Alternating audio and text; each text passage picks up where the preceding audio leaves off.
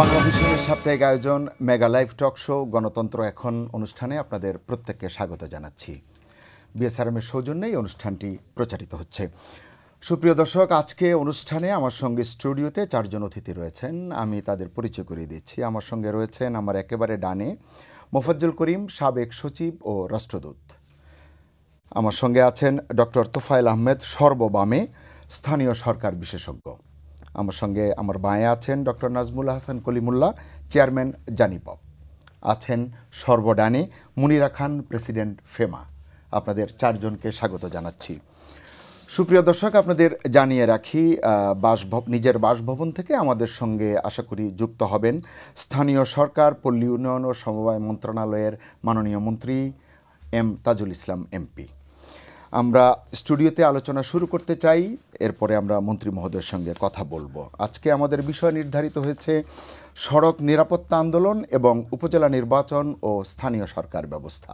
আপনারা জানেন 10 মার্চ এবং 18 মার্চ দুই ধাপে দেশের বেশ কয়েকটি উপজেলায় নির্বাচন সম্পন্ন হয়েছে। আগামী 24 মার্চ তৃতীয় ধাপে নির্বাচন হবে। মোট 5 ধাপে এবারের উপজেলা নির্বাচন অনুষ্ঠিত হবে। আমরা আলোচনা শুরু করতে চাই। ডক্টর তোফায়েল আহমেদ, শুরুতেই আপনার কাছে আসতে চাই। আমরা গত 28 ফেব্রুয়ারি নির্বাচনের আগে, মানে 10 মার্চ নির্বাচনের আগে এই অনুষ্ঠানে আপনাকে পেয়েছিলাম, আপনার কাছ থেকে শুনেছিলাম কেমন হতে পারে নির্বাচন, কি প্রত্যাশা করছেন বা কোথায় কোথায় কি সমস্যা সম্ভাবনা আছে। 2টো ধাপ হয়ে গেছে। আপনার কাছে আমার প্রথম প্রশ্ন যে প্রথম এবং দ্বিতীয় ধাপের নির্বাচন কেমন দেখলেন, তৃতীয় থেকে পঞ্চম পর্যন্ত কেমন প্রত্যাশা করছেন? ধন্যবাদ। যেটা বলেছিলাম ওই দিন, যেদিন বললেন আপনি, জি, নির্বাচন সেরকমই হয়েছে, যে পার্টিসিপেশন কম হবে, পার্টিসিপেশন নাও হতে পারে, এবং ক্যান্ডিডেটের সংখ্যা কম হবে। তবে ওই রকম একদম সুনির্দিষ্ট বলতে পারি নাই যে কতটা বিনা প্রতিদ্বন্দ্বিতায় হবে। সেটা তো এখন পাচ্ছেন আপনি, বিনা প্রতিদ্বন্দ্বিতায় 100-র বেশি বিনা প্রতিদ্বন্দ্বিতায়। এমনও 20টা উপজেলা পাওয়া যাচ্ছে যেখানে চেয়ারম্যান, ভাইস চেয়ারম্যান কোনোটারই প্রতিদ্বন্দ্বিতা হচ্ছে না। 3 জনে নির্বাচিত হচ্ছেন। সুতরাং নির্বাচন কীরকম হচ্ছে সেটা তার বলার কোনো অপেক্ষা রাখে না, এবং এটা এরকম অভূতপূর্ব নির্বাচন এই দেশে আর কেউ দেখেনি।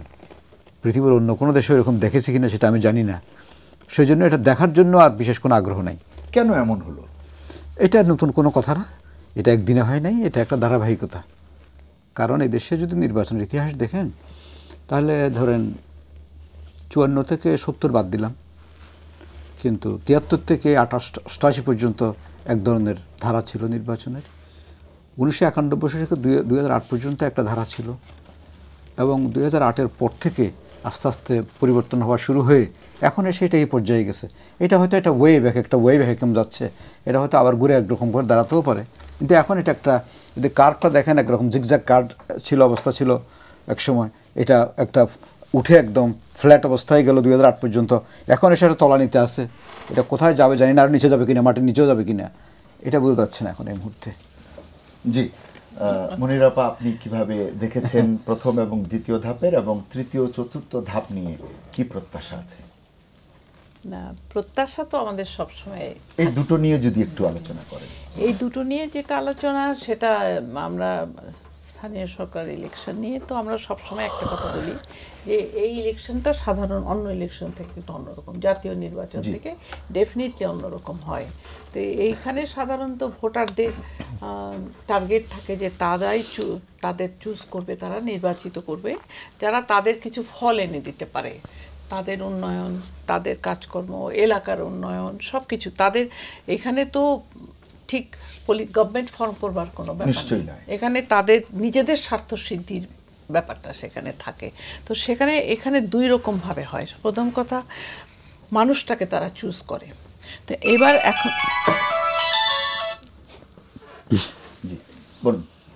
ওরা সাধারণত মানুষটাকে চুজ করে। তো প্রথমে তো অনেক দিন আমরা দেখেছি যে এখানে পলিটিক্যাল নমিনেশন তো ছিল না, মার্কা যেটা সেটা ইন্ডিপেন্ডেন্ট মার্কায় দিত। তো এখন তো পলিটিক্যাল পার্টিগুলি যুক্ত হয়ে তাদের মার্কাটা দিচ্ছে। তো এখন আমরা যেটা এখন ভাবছি যে মাত্র একটা ইলেকশন হয়ে গেছে, সবাই জানে যে এই যে এই সরকার এবং এই লীগ কিন্তু 5 বছর থাকবেন।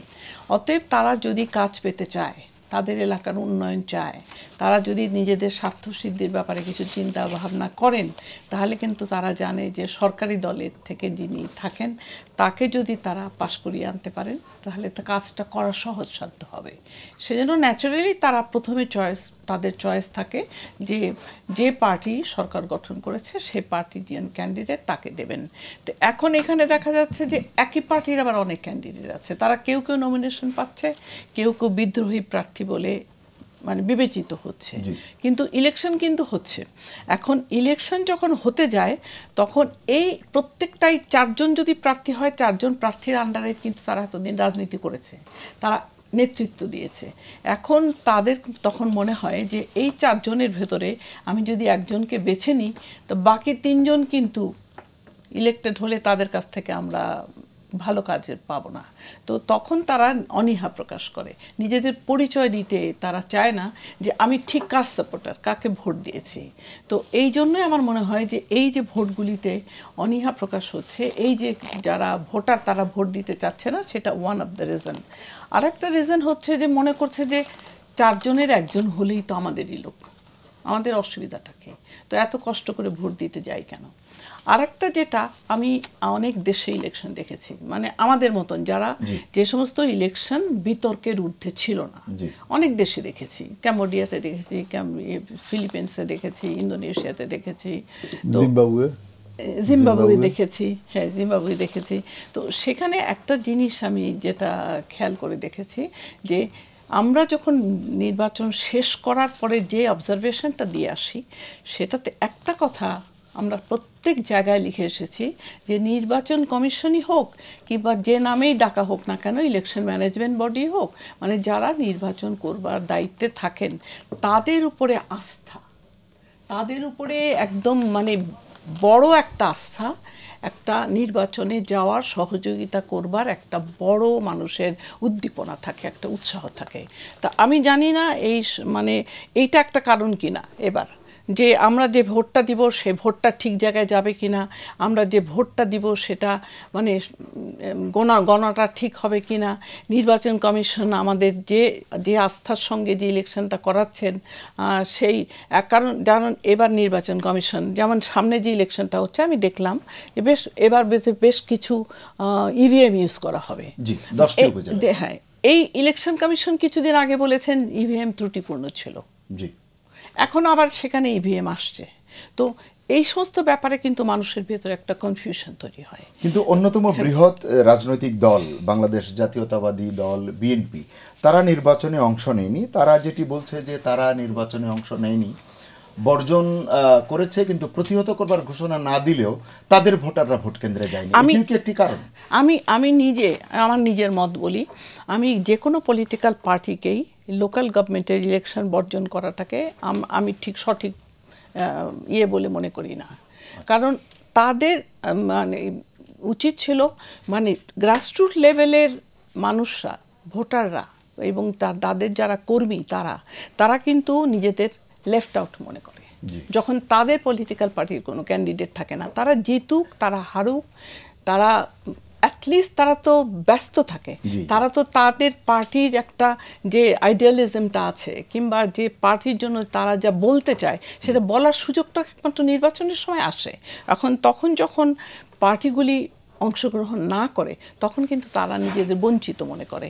তো আমি মনে করি যে তারা যদি মানে যে কোনো পলিটিক্যাল পার্টিরই রাজনীতি যখন তারা করবেনই, যে কোনো আসুক না কেন সামনে, নির্বাচনটাকে বর্জন করা, নির্বাচনটাকে এড়িয়ে যাওয়া উচিত নয় বলে আপনি মনে করেন। আমি আমার ডক্টর নাজমুল হাসান কলিমুল্লাহ, আপনি কি ব্যাখ্যা করবেন, কিভাবে দেখেছেন দুটো ধাপের নির্বাচন এবং পরবর্তী 3 ধাপ নিয়ে কি আশা করছেন? দেখুন, মানে ইদানিংকালে আমরা এমন একটা মৌতাতে আছি, নির্বাচন মৌতা। সংসদ নির্বাচন অব্যবহিত পরেই 5 ধাপে এই উপজেলা নির্বাচনের, এর মাঝে আবার দেখলাম দুটো নির্বাচন, একটি হচ্ছে উপনির্বাচন হয়ে গেল, ঢাকা মেয়র, ডাকসু নির্বাচন, মানে সবই তো জাতীয় মানে আলোচনার একটা কেন্দ্রবিন্দুতে পরিণত হয়েছে। তো এটা ইন এ ওয়ে এক ধরনের ফ্যাটিগ তৈরি করে দিয়েছে, অবসাদ, নির্বাচন অবসাদ। খুব কিন্তু আমরা তো জানি যে 5 বছর পর যখন একটি নির্বাচন আসে, একজন ভোটার সে তার ভোটাধিকার প্রয়োগ করবার জন্যে মুখিয়ে থাকে। এবার কেন তাহলে ভোটার কম হলো এত? মানে পুরো বল গেমটাই তো পাল্টে যাচ্ছে গ্র্যাজুয়ালি। ধরুন এখন সর্বশেষ যে অবস্থানটা নির্বাচন কমিশনের, তারা চিন্তা করছেন যে অ্যানুয়েন্ডোগুলোর কথা শোনা যায়, অর্থাৎ রাতের বেলা আপনার বাক্স ভর্তি করে ফেলা, ঘোলা হোক কিংবা স্বচ্ছ হোক কিংবা কাঠের লোহার বাক্স হোক, এই যে পারসেপশন সেটা দূর করার জন্য তারা সময়সূচি পাল্টে দেওয়ার চিন্তা করেছেন। অর্থাৎ সকাল 8টায় ভোট গ্রহণ শুরু না করে 9টার সময় শুরু করবেন, যাতে সকালবেলা এই সরঞ্জামগুলো হাজির করা যায় রাতের বেলা। কিন্তু 8টা থেকেই তো হয়েছে ভোট। না, সামনে সামনে এই যে সর্বশেষ যে চিন্তাটা কমিশনের, যেটা নিয়ে এত হইচই শুরু হলো, মাননীয় প্রধান নির্বাচন কমিশনার মহোদয় কথা প্রসঙ্গে বলেছেন রাতের বেলা এই ব্যালট বাক্স ভর্তি করার যে প্রসঙ্গটা তিনি উত্থাপন করেছেন, সেইটা থেকে অ্যানালজি ড্র করে এই জায়গাটায় আসার চেষ্টা করছেন যে আপনার সকাল 9টা থেকে 5টা পর্যন্ত ভোট গ্রহণ চলতে পারে। তো এই যে মানে দীর্ঘদিনের নানান রকম কথাবার্তা বলে শুনে তারপরে এরকম একটা সিদ্ধান্তে আসাটা, এটা কিন্তু একটা বড় গুণগত পরিবর্তন। ব্রিটেনে সকাল 10টা থেকে রাত 10টা পর্যন্ত যেখানে ভোট গ্রহণ চলতে পারে, তো সেখানে আমাদের স্কেডিউল চেঞ্জ করতে অসুবিধা কোথায়? দ্বিতীয়ত আপনার ওই যেটা বলছিলাম, একদম ফ্যাটিগ ডেভেলপ করে যাচ্ছে, মানুষ অতি উৎসাহ থেকে উৎসাহ হারিয়ে ফেলছে। এবং এটাই স্বাভাবিক, কারণ সবসময় তো আর উৎসব মুখরতা থাকবার কথা নয়, কারণ আমরা উন্নয়নের এক স্টেজে কিন্তু অবস্থান করছি না। আমাদের জীবন আচরণ, জীবনযাত্রার মান সব কিছু কিন্তু ক্রমে পরিবর্তনশীল। আপনার 3 জেনারেশন আগে মানুষের ভোটিং বিহেভিয়ার যেরকম ছিল, এই জেনারেশনে এসে সেরকম থাকবে না, এটাই স্বাভাবিক। সুতরাং will have to come to terms with the reality. আর দীর্ঘদিনের স্বৈর শাসনের অবসান পরে যেরকম উৎসাহ উদ্দীপনা থাকবে, সেটা রেগুলার ইন্টারভেলে যখন ভোটাধিকার প্রয়োগের সুযোগটা থাকবে, তখন মানুষ অনেকেই কিন্তু আগের মতো অতটা তাড়িত হবে। আপনার কাছ থেকে একটু ছোট করে শুনতে চাই, মাননীয় মন্ত্রী আমাদের সঙ্গে যুক্ত হয়েছেন, তার কাছে যাব। কিন্তু প্রথম ধাপে যেহেতু আপনাদের 4 জনের সঙ্গে আলোচনা করতে চাই, আমি প্রশ্নটি করেছি একই প্রশ্ন, হয়তো গুরুত্বহীন প্রশ্ন, তারপরেও জানতে চাই কেমন দেখলেন প্রথম এবং দ্বিতীয় ধাপের নির্বাচন। ধন্যবাদ। আমি কিন্তু একে দেখেছি মাঠে গিয়ে, কিরকম আমি গ্রামে গেছিলাম এবং ফিরেছি আজকে। 18 তারিখের যখন ভোট হলো আমাদের এলাকায়, আমার বাড়ি কুলাউড়া, মৌলভীবাজার জেলা, তখন আমি ওখানেই ছিলাম, আশেপাশেই আর কি সব লক্ষ্য করেছি। এবং তার আগে কয়েকদিন ধরে আমি মানুষকে জিজ্ঞেস করতাম, গ্রামের লোকজনকে, ভোট কবে জানো কুলাউড়ার উপজেলার? বেশিরভাগই 70-80 জন বলেছে জানি না। এতটা কি ঠিক? কারণ প্রচারণায় তো বেশ উৎসব মুখরতা আমরা দেখেছি, গণমাধ্যমে বলুন, ইলেকট্রনিক মিডিয়ায় বলুন, এবং বিভিন্ন এলাকায় যারা প্রার্থী স্থানীয় সরকার নির্বাচনে, তারা তো বেশ জাঁকজমকের সঙ্গে প্রচারণা করেছেন, এমনটাই জানি। কিন্তু জনসাধারণ সেই প্রচারণাতে কান দেয় নাই। কান দেয় নাই এই জন্যে ভোটের উপরে লোকের আস্থা চলে গেছে। কে কি বলছে না বলছে, চোঙ্গা দিয়ে কি ফুকাচ্ছে, এগুলোতে এখন আর মানুষের আগ্রহ নাই। দ্বিতীয়ত কেউ কেউ বলেছে, হ্যাঁ ভোট তো দিতে চাই, হ্যাঁ 18 তারিখে ভোট হবে, কিন্তু গিয়ে তো দেখবো ভোট তো আগেই দেওয়া হয়ে গেছে, এরকম কথাবার্তা, যেটা একটা ফেসবুকে একটা এসছে। আপনারা দেখেছেন, আপনি তো ভোটের দিন ছিলেন, তাহলে কি দেখলেন? আগের দিন না না, লোকে কি বলেছে, পিপলস পারসেপশন যেটা আপনারা বলেন আর কি, লোকে ফেসবুকে বলেছে কি জানেন, জিজ্ঞেস করেছে, আচ্ছা নিশীথ সূর্যের দেশ কোনটাকে বলা হয়? তখন উত্তর দিয়েছে অবশ্যই নরওয়ে। আচ্ছা আচ্ছা, কিন্তু নিশীথ ভোটের দেশ কোনটা? বাংলাদেশ। তো এখন নিশীথ ভোটের দেশ হওয়ার জন্য মানুষের আগ্রহ যে নষ্ট হয়ে গেছে। ও আচ্ছা, আর একটা আছে কি, ভোট দিয়ে কী হবে, কে পাশ করবে, অমুক পাশ করবে, তো জানা কথা। জানা কথা, এই যে জানা কথা, ভোট দিয়ে কী হবে, ভোট তো আগেই দেওয়া হয়ে গেছে, তারপরে নির্বাচন সম্বন্ধে কোনো উৎসাহ নাই, এটা কিন্তু আমাকে খুব পীড়িত করেছে। আমার কাছে খারাপ লেগেছে, কারণ আমি অন্তত 60-এর দশক থেকে ভোটের সঙ্গে সরাসরি যুক্ত ছিলাম। যখন সরকারি চাকরি করেছি এবং মাঠ প্রশাসনে ছিলাম, এসডিও ছিলাম, রিটার্নিং অফিসার, ডিসি হিসাবে রিটার্নিং অফিসার, বড় বড় জেলাতে রিটার্নিং অফিসারগিরি করেছি, সেসব সবখানে দেখেছি। অন্তত এই ধরনের অনীহা, এই ধরনের নির্লিপ্ততা, এই ধরনের উইথড্রয়াল সিনড্রোম, এগুলো কখনো দেখিনি। এটা হয়েছে তার কারণ আমাদের বিগত বেশ কয়েকটা নির্বাচন ভীষণ রকমভাবে প্রশ্নবিদ্ধ নির্বাচন হয়ে যাওয়ার ফলে মানুষ এখন খুব সিনিক্যাল হয়ে গেছে এর ব্যাপারে, ভোটের ব্যাপারে আর কি।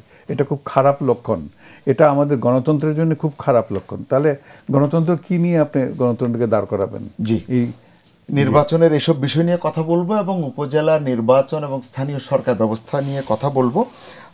আমি ধারণা করি আমাদের সঙ্গে মাননীয় স্থানীয় সরকার মন্ত্রী যুক্ত আছেন।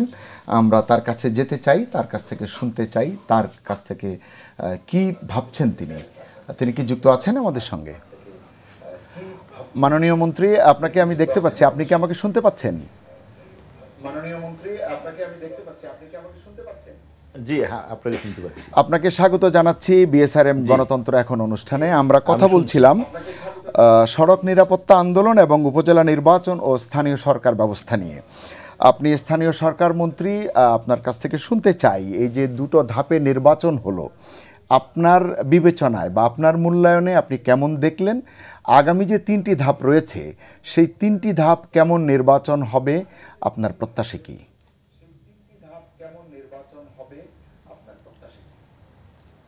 জি, আপনাকে ধন্যবাদ। আমার মনে হয় এই বিষয়টি আমাদের সবার কাছে পরিষ্কার। নির্বাচন কমিশন একটি সুষ্ঠু নির্বাচনের জন্য তার দৃঢ় অঙ্গীকার ব্যক্ত করেছেন এবং সে অনুযায়ী একটা সুস্থ নির্বাচন হওয়ার জন্য নির্বাচন কমিশনের পক্ষ থেকে সর্বাত্মক ব্যবস্থাপনা নেওয়া হয়েছে। তো স্বাভাবিকভাবে এবং আমরা এটাও লক্ষ্য করেছি যে কোথাও নির্বাচন কমিশন কোনো অনিয়ম পাওয়ার পরিপ্রেক্ষিতে প্রশাসনিক ব্যক্তিদের বিরুদ্ধে ব্যবস্থা নিয়েছে। তো এবং তাদের অঙ্গীকারের সাথে তাদের বাস্তবতার সাথে আমরা সামঞ্জস্য খুঁজে পেয়েছি। তো এখানে একটি বিষয় আপনাদের আলাপচারিতার সাথে আমি পুরোপুরি সংযুক্ত না থাকলেও যেটুকু শুনেছি যে ভোটের পার্সেন্টেজ নিয়ে একটা কথা এসেছে। তো আমরা বাংলাদেশের তো অবস্থা জানি যে এদেশের মানুষ একটা অংশ বিএনপি সমর্থন করে। তো বিএনপি এবং তাদের সহযোগী সংগঠনগুলা যেহেতু নির্বাচনে অংশগ্রহণ করেন নাই, তো সে কারণে সেখানে একটু ভোটারের অংশগ্রহণের শতাংশ কম হতে পারে। তো এখন সেই অনুযায়ী আমার তো মনে হয় যে না, আমরা এমন কোনো কিছু পরিলক্ষিত হয়নি যে কারণে আমরা নির্বাচনকে কোনো প্রশ্নবিদ্ধ করা বলা যেতে পারে। তো এখন বিভিন্ন ফেসবুকে এবং বিভিন্ন ব্যক্তি তাদের বিভিন্ন মতামত দিতেই পারে এবং সেটাকে আসলে খুব বেশি আমলে নেওয়া কি যুক্তিক? আমরা তো টোটাল এগ্রিগেট ব্রিগেডটাকে নিয়েই কথা বলবো। আর এখানে ভিন্ন ভিন্ন ব্যক্তিদের ভিন্ন ভিন্ন রাজনৈতিক আদর্শ আছে, ভিন্ন ভিন্ন পছন্দ আছে। তো এখন আদর্শগত পক্ষ বিপক্ষ নিয়ে ওনারা কিছু কথা বলবে, এটাকে আমার মনে হয় কগনিজেন্সে নেওয়ার মতন খুব সুযোগ আছে কি না। তবে আমি মনে করি নির্বাচন হওয়া দরকার এবং স্থানীয় সরকার ব্যবস্থাপনা এবং রাজনীতির মাধ্যমে বাংলাদেশের যে গণতন্ত্রের যে প্রক্রিয়া, সে প্রক্রিয়াকে মানুষের কাঙ্ক্ষিত লক্ষ্যমাত্রা টিকে রাখার জন্য নির্বাচনের কোনো বিকল্প নেই। তো এখন আমরা প্রশ্নবিদ্ধ নির্বাচনকে প্রশ্নবিদ্ধ করার জন্য বিভিন্ন কথাবার্তা আমরা অবতারণা করলে আমার মনে হয় স্বাভাবিকভাবে গণতান্ত্রিক ব্যবস্থাপনারই সেখানে তার নিজস্ব গতি যে উত্তরোত্তর সমৃদ্ধির সেটাতে বিঘ্ন ঘটবে। কারণ বাংলাদেশের আজকের যে সামগ্রিক অবস্থা আমরা যদি পর্যবেক্ষণ করি, যেমন অর্থনৈতিক অবস্থার আজকের যে সমস্ত ইন্ডিকেশনগুলো আমরা পাই, এটা উত্তরোত্তর সমৃদ্ধি দিয়ে যাচ্ছে। যেমন আমাদের পার ক্যাপিটা ইনকাম এখন $1909 পৌঁছেছে। তো এটা আমার মনে হয় আমাদের দেশের জন্য অত্যন্ত একটা গর্বের বিষয়।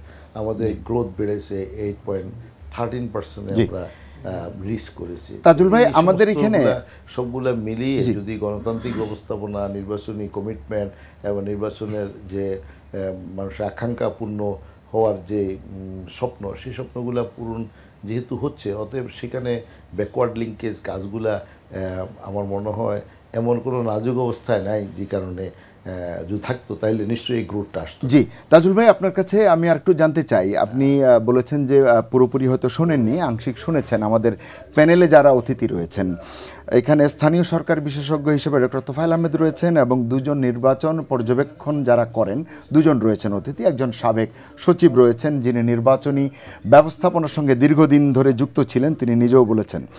এখানে আলোচনায় মোটা দাগে যে কয়েকটি কথা এসেছে, একজন বলেছেন যে নির্বাচনের যে বল গেমটা এটি চেঞ্জ হতে শুরু করেছে, আবার বলেছেন যে এক ধরনের অবসাদগ্রস্ততা পেয়ে বসেছে ভোটারদের, আরেকজন বলেছেন নিষিদ্ধ ভোটের দেশ এটি, এবং অনেক ভোটার মনে করেন ভোট দিয়ে কি হবে, কে জিতবে সেটি তো আমরা জানি। আসলে আপনি জানেন যে নির্বাচন মানেই এক ধরনের উৎসব, এক ধরনের আমেজ, তবে এবারের উপজেলা নির্বাচনে সেই আমেজটি তেমন পরিলক্ষিত হয়নি এমনটি পর্যবেক্ষকরা বলছেন। আমার প্রশ্ন আপনার কাছে, এই যে আমেজহীন স্থানীয় সরকার নির্বাচন, এতে সরকার বা বাংলাদেশ আওয়ামী লীগ কিছুটা কি বিব্রত বা অস্বস্তিতে ভুগছে?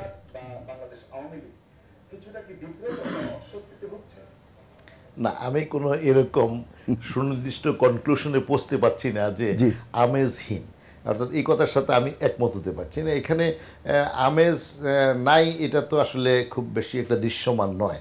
আর অন্যদিকে যে কথাটা বলা হচ্ছে যে আপনার সেখানে অংশগ্রহণের ব্যাপারে এবং ফেসবুকের যে নিষিদ্ধ ভোটের দেশ, এইগুলা তো কোনো ব্যক্তির একটা খুব কাব্যিক মন্তব্য অথবা ড্রামাটিক পার্সোনাল কমেন্ট। এই কমেন্টগুলো আমাদের জাতীয় পর্যায়ে আলোচনার জন্য খুব একটা ফলদায়ক একটা বিষয় হবে না। আমরা নিজেরা বিভিন্ন ধরনের কথাবার্তা শুনি, চতুর্পাশে আছে এই সমস্ত কথাবার্তা প্রচার হয়, এবং সেই সমস্ত প্রচারগুলো আমরা যখন যেটা আমাদের নিজেদের পক্ষে অবস্থানটাকে সুদৃঢ় করার জন্য প্রয়োজন হয়, সেটাকে আমরা আবার নিয়ে এসি, টেলিভিশনও বলি। তো আমি মনে করি যে আমাদের সকল অবস্থাগুলো আমাদেরকে বিবেচনায় আনতে হবে। আমরা বাংলাদেশ স্বাধীন হয়েছিল জাতির জন্য বঙ্গবন্ধু শেখ মুজিবুর রহমানের নেতৃত্বে একটি স্বপ্ন আশা নিয়ে, এবং সেই আশাটা আমাদেরকে অকালেই আমাদেরকে ধ্বংস করে দিল যে বঙ্গবন্ধু হত্যার মাধ্যম দিয়ে। তো এখন সে গণতন্ত্রের ব্যাঘাত ঘটেছে, সামরিক শাসকরা ক্ষমতায় এসেছেন, জিয়াউর রহমান সহ সামরিক শাসক এরশাদ ক্ষমতায় এসেছেন, এবং এটা আপনার তো স্বীকার করতেই হবে যে সকল গণতান্ত্রিক প্রতিষ্ঠানগুলা বিভিন্নভাবে ক্ষতিগ্রস্ত হয়েছে, দেশ ক্ষতিগ্রস্ত হয়েছে, চরম দারিদ্রতা নিমজ্জিত হয়েছে, ল অ্যান্ড অর্ডার ডিটোরিয়েট করেছে, সমাজ অবক্ষয়ের মধ্যে নিমজ্জিত হয়েছে। এই সমস্ত ব্যবস্থাপনাগুলার ক্ষতির থেকে উদ্ধার করার জন্য বিভিন্নভাবে কাজ করছে। অর্থনৈতিকভাবে আমাদেরকে ভিক্ষুকের দেশ, আপনার মেসকিনের দেশ বলা হতো, তো সেখান থেকে আমরা তো উত্তরণ পেয়েছি। এবং তার সাথে আমাদের সমাজে যে এই ঢাকা শহরে আপনি চিন্তা করুন, এমন কোন দিন ছিল যেদিন নাকি দুই একটা করে মানুষকে খুন করা হতো না। তো এখানে এই অবস্থা থেকে আমাদের যথেষ্ট উন্নতি হয়েছে। আমাদের আইন শৃঙ্খলা কোথাও কোথাও প্রশ্নবিদ্ধ থাকবেই, আসেই, তবে আমরা মনে করি ওভারনাইট তো আর সব কিছু সমাধান করা সম্ভব না। তো এখন এগুলো সবগুলোই আস্তে আস্তে উত্তরণ করতেছে। তো আমাদের সমাজের অনেক প্রতিষ্ঠান ক্ষতিগ্রস্ত হয়েছে। আমরা এখনই যদি কন্টেম্পোরারি ওয়ার্ল্ডের যে সমস্ত দেশগুলা অনেক বেশি সফলতার পরিচয় দেয়, সেখানের সাথে আমরা তুলনা করতে যাই। তারপরে আমরা আসলে আমি এটাকে খুব এক্সাম্পল হিসাবে বলবো না, যেমন মার্কিন যুক্তরাষ্ট্র যদি আপনার ভোটের কাস্টিং ভোটের পার্সেন্টেজ দেখি, তাহলে সেখানে দেখা যায় যে আমরা 26%, 28% মানুষ ভোট দিয়েছে। তো এর অর্থ এটা নয় যে আমাদের বাংলাদেশেও এটা হবে। তো বাংলাদেশের প্রেক্ষাপটটা ভিন্ন। বাংলাদেশ ঘনবসতিপূর্ণ দেশ, মানুষ খুব সামাজিকভাবে নিবিড়ভাবে বসবাস করে, এবং পরস্পরের মধ্যে নিবিড় সম্পর্কের কারণে পরস্পরের কথাগুলো পরস্পরের কাছে যায়, এবং মানুষ রাজনীতির সাথে অনেক বেশি সম্পৃক্ত। সেই সমস্ত সম্পৃক্ততার কারণে ভোটের কাস্টিং রেট সবসময় বেশি হয়। কিন্তু যেহেতু বিএনপি সহ তাদের কতগুলো অ্যালায়েন্স রাজনীতিতে ভোটে অংশগ্রহণ করে নাই বলে সেখানে কাস্টিং ভোটের মধ্যে আমার মনে হয় যে তুলনামূলক হারে কিছুটা কম কাস্টিং হয়েছে। তাজুল ভাই, আপনার কাছে আমার আরেকটি প্রশ্ন আছে। যারা বলে যে ভোট দিয়ে কি লাভ হবে, যারা পাস করা তারা পাস করবে, আমি এই কথাটা শেষ করি যে যারা বলে যে আমরা ভোট দিয়ে কি লাভ হবে, তো যারা বিএনপির যেহেতু প্রার্থী নেই তারা তো ভোট দেবে না। আর তারা তো জানে যেহেতু আওয়ামী লীগের অবস্থান অনেক বেশি শক্তিশালী, মানুষ আওয়ামী লীগের পক্ষে, মানুষ আওয়ামী লীগকে অনেক বেশি পছন্দ করছে এবং বিশ্বাস করছে যে আওয়ামী লীগ নেতৃত্বে বাংলাদেশের উন্নতি হতে পারে, আমাদের সামাজিক অবস্থার উন্নতি হতে পারে, শিক্ষা অবস্থা, স্বাস্থ্য অবস্থা, যোগাযোগ ব্যবস্থা, শিল্পায়ন, কর্মসংস্থান সহ সামগ্রিক প্রবৃদ্ধি আসতে পারে। তাই স্বাভাবিকভাবে মানুষ আওয়ামী লীগকে ভোট দেবে, এরকম একটা মাইন্ড অবস্থা অবস্থান তো আসলে আজকে বাংলাদেশে বিদ্যমান। সেই জন্য যারা নাকি মনে করে যে ভিন্ন পক্ষে ভোট দিতে চায়, তো তাদের কাছে খুব এটা আশাব্যঞ্জক মনে হয় না। তো ওইটাকে আমি উদাহরণ হিসাবে দিতেই পারি, বলতে পারি। জি, আপনি জানেন যে এর আগের উপজেলা নির্বাচন, যেটি চতুর্থ উপজেলা নির্বাচন হয়েছিল, সেখানে 62% ভোট পড়েছিল, মানে ভোট সংগ্রহ হয়েছিল। এবার আপনি জানেন যে প্রথম ধাপে সরকারি হিসাবে ভোট পড়েছে কম বেশি 43%। তবে এবার প্রথম ধাপে যেটি হয়েছে নির্বাচন 43%, দ্বিতীয় ধাপে সেটি হয়েছে 41.25%। এর মধ্যে আপনি নিশ্চয়ই ইতিমধ্যে জেনেছেন সিলেটের দক্ষিণ সুরমায় ভোট পড়েছে 8.63% এবং খাগড়াছড়ির মহালছড়িতে সর্বোচ্চ ভোট পড়েছে 79.67%। আপনার কাছে আমার প্রশ্ন যে মানুষ ভোট প্রদানে আগ্রহ হারিয়ে ফেললো কিনা, কেন ফেললো? না, এটা আমার আসলে এরকম মনে করার কোনো কারণ নেই। আমি তো বললাম এর আগে একটা রিপিটেশন হবে যে একটা পার্সেন্টেজ তো ভোটাররা ভোট কেন্দ্রে যায় নাই, আর কোথায় কোথায় খুব তীব্র প্রতিদ্বন্দ্বিতামূলক নির্বাচন হয়। তো যেখানে যত বেশি তীব্র প্রতিদ্বন্দ্বিতামূলক হবে সেখানে ভোট কাস্টিং রেটটা বেশি হবে।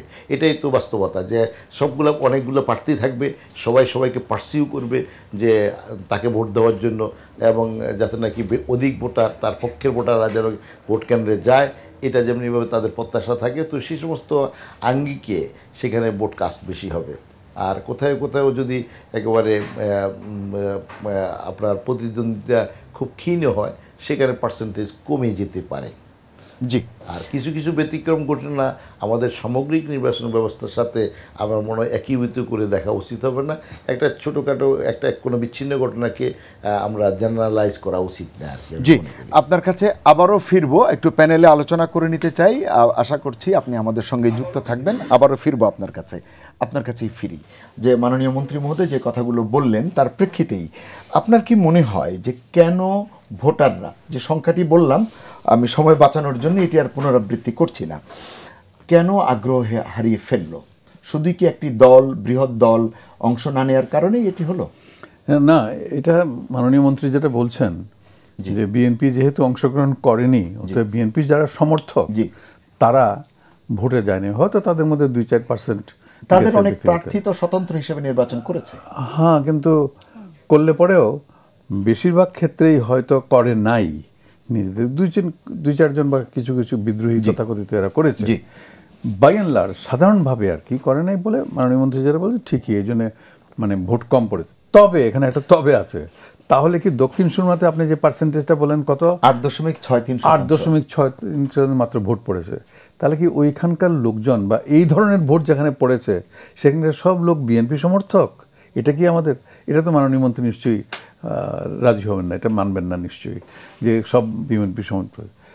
আসলে গলতটা কোথায় সেটা দেখতে হবে। গলতটা হচ্ছে যে আমাদের ভোটের যে সিস্টেমটা, যেটা বুঝতে পারছেন, সেই সিস্টেমের উপরে মানুষের এখন অনাস্থা এসে যাচ্ছে, এটা সম্বন্ধে কোনো সন্দেহ নাই। আচ্ছা, ধরে নিলাম যে উপজেলাটা বা স্থানীয় সরকারটা কোনো কারণে এটা ঠিক হয়নি, তাহলে পরে জাতীয় নির্বাচনের বেলা কি হয়েছে? সেখানে কি খুব ফেয়ার ইলেকশন হয়েছে বা সেখানে কি খুব বেশি ভোট পড়েছে? যেটুকু পড়ার, বাংলাদেশের মানুষ তো সাধারণত নির্বাচনমুখী, তাই নয় কি? একেবারে সেই সবসময় আমরা দেখে আসছি নির্বাচন হলে পরেই একটা উৎসব ভাব, এবং যাবেই, ভোট দিতে যাবে, কারণ 5টি বছর পরে একটা সুযোগ এসছে একটি দিনের জন্য, সেটা সে নষ্ট করতে চায় না। এটা একটা ঐতিহ্যের ব্যাপার, এইভাবে এসছে। তাতে করে 60%-এর কম কোনো দিনই কোনো ভোটই পড়েছে বলে মনে হয় না। কিন্তু এখন যেটা কমে গেছে এটা তো দেখা উচিত। আচ্ছা, আর দ্বিতীয়ত বিএনপি, হ্যাঁ এটা অবশ্য মিসেস মুনিরাও বলেছেন, যেটা আর কি বিএনপি বা বিএনপির মতো দল যারা নির্বাচনে অংশগ্রহণ করেন না, এটা কি ঠিক হলো? এটা ঠিক না ওনার মতে আর কি। তো আমি বলবো হ্যাঁ, নির্বাচনে অবশ্যই অংশগ্রহণ করা উচিত, সব দলের করা উচিত, গণতন্ত্রকে উজ্জীবিত করার জন্য, গণতন্ত্রকে টিকিয়ে রাখার জন্য, এটার জন্যে করা উচিত। তো ওরা কেন করছে না, কেন তারা যাচ্ছে না, বারবার যে তারা যাচ্ছে না বা বর্জন করছে, যে খালি বিএনপি বলে বলছি না, অন্যান্য সব দল, বামপন্থী দল যাদের সঙ্গে বিএনপির কোনো রকমের কোনো নাই, আদর্শগত কোনো রকমের উপজেলা ব্যবস্থা যারা প্রবর্তন করেছে সেই জাতীয় পার্টিও হিসেবে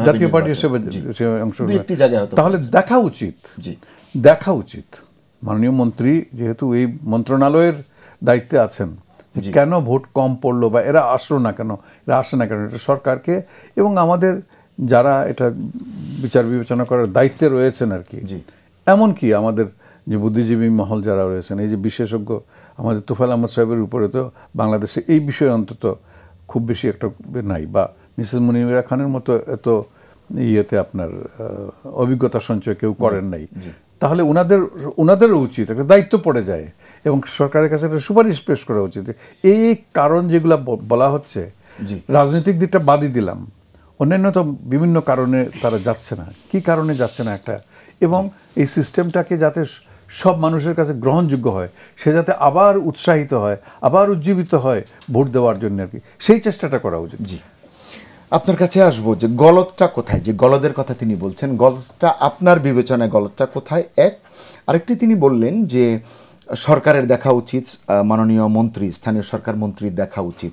এটি কি শুধু তারাই দেখবেন, না নির্বাচন কমিশন যারা নির্বাচন আয়োজন করেন, যারা একটি সুষ্ঠু অবাধ সুন্দর নির্বাচন উপহার দেবার জন্য সাংবিধানিকভাবে প্রতিশ্রুতিবদ্ধ, তারা দেখবেন?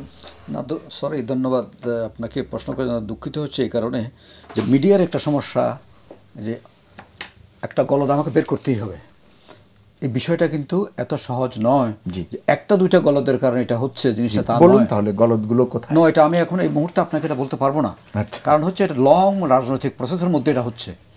ইলেকশনটা কি রাজনীতির একটা ক্লাইম্যাক্স, এটা ফলাফল। দেশে যে দেশে রাজনীতি থাকবে না সে দেশে ইলেকশন কীভাবে হবে? রাজনীতি শূন্য একটা দেশে নির্বাচন কোত্থেকে অংশগ্রহণমূলক হবে? বিরাজনীতিকরণ একটা কথা আমরা শুনতাম যে সামরিক সরকার বিরাজনীতিকরণ করে, এখন রাজনৈতিক সরকার যে বিরাজনীতিকরণ করা হয়ে গেছে বিভিন্ন রকমভাবে, এই বিরাজনীতিকরণের মধ্যে পরে তো ইলেকশন কোনোটাই হবে না। এটা জাতীয়টা যেমন হয় না, স্থানীয়টা হওয়ার তো কোনো সম্ভাবনা নাই। কারণ নির্বাচনটা হচ্ছে রাজনীতির একটা ক্লাইম্যাক্স সিচুয়েশনের, এটা রাজনীতির ফলাফলটা নির্বাচনের মাধ্যমে ঘরে তোলা হয়। রাজনীতি হাত থাকলে নির্বাচন কোত্থেকে হবে? তো সুতরাং এখানে রাজনীতির প্রবলেমগুলো আগে দেখেন। আমাদের দেশে কি আসলে রিয়েল অর্থে রাজনৈতিক দল আছে, রাজনীতির চর্চা আছে? আমি বললে অনেক কথা বলতে হয়, এটা অনেকে স্বীকার করবেন না। রাজনৈতিক দল যেগুলো বড় দল বলছেন, এগুলো দল নয়, এগুলো কর্পোরেট বডি, এগুলোর মালিকানা আছে, এগুলোর কিছু ডাইরেক্টরস আছে, চাকর বাকর আছে, তারা দল চালায়। দলটা কিন্তু দলে চালায় না, পলিটিক্সে দল চালাচ্ছে না। এখন কথা আপনি বলতে বাধ্য করলেন, বলছি কথাটা। আর ছোট দলগুলো যেগুলো আছে, এগুলো মোরালেস কুটির শিল্প, ফ্যামিলি লেবার দিয়ে চলে। এখানে রাজনৈতিক দলটা কোথায় দেখতে পাচ্ছেন আপনি? রাজনীতিটা কোথায়? তাহলে এই যে বিরাজনীতিকরণ হলো, রাজনীতি কেন হলো, এটি এই জায়গায় কেন এলাম আমরা? এটা একদিনে হয়নি তো। তাহলে কি কখনো হচ্ছে রাজনীতিকরণ হচ্ছে রাজনীতি, ভোট দিয়ে জনগণের লাভটা কি, জি মানুষের প্রত্যাশাটা কি? ভোট দিয়ে মানুষ বারবার ভোট দিয়েছে, বারবার প্রতারিত হয়েছে, ভোট দিচ্ছে, ওই ভোটের কোনো ফলাফল সে দেখতে পাচ্ছে না, একটা মানে ফ্রাস্ট্রেশনের জায়গাগুলো। তারপরে হচ্ছে ভোট সেন্টার পর্যন্ত, তারপরেও যাচ্ছে, সেন্টারে গিয়ে ফিরে চলে আসছে ভোট না দিয়ে। সেন্টারে গিয়ে দেখলে তার ভোটটা আগে হয়ে গেছে। এবং সব চারিদিকে এটা একটা কতগুলো জিনিস হচ্ছে কি, যখন একটা পাবলিক পারসেপশন, উপজেলা নির্বাচন, উপজেলার মধ্যে আসেন না, কোনো নির্বাচনই না, এটা পরিষ্কার। মন্ত্রীর মধ্যে যাই বলুন না কেন, আমি বলবো উপজেলাটা কোনো নির্বাচনই না, নির্বাচন ছিল জাতীয়টা। জাতীয়টা থেকে শুরু করেন আপনি, এগুলো কোনো নির্বাচন না। পরিষ্কার করেন তো, কেন উপজেলাটাই না? উপজেলা একটা নির্বাচন হবে, এটা আপনি যেমন বললেন, মানুষ জানে না। আমিও তো চিটাগং ছিলাম নির্বাচন, পরশুদিন নির্বাচন হলো। আপনারও কি একই অভিজ্ঞতা? হ্যাঁ, অভিজ্ঞতা, মানুষ জানেই না। বাস, তাহলে আমি উত্তর পেয়ে গেছি। আর মানুষ জানে না, জানে না মানে কি, কোনো খবর নেওয়ার চেষ্টা করছে না, কারা ক্যান্ডিডেট সেটা খবর নেওয়ার চেষ্টা করছে না।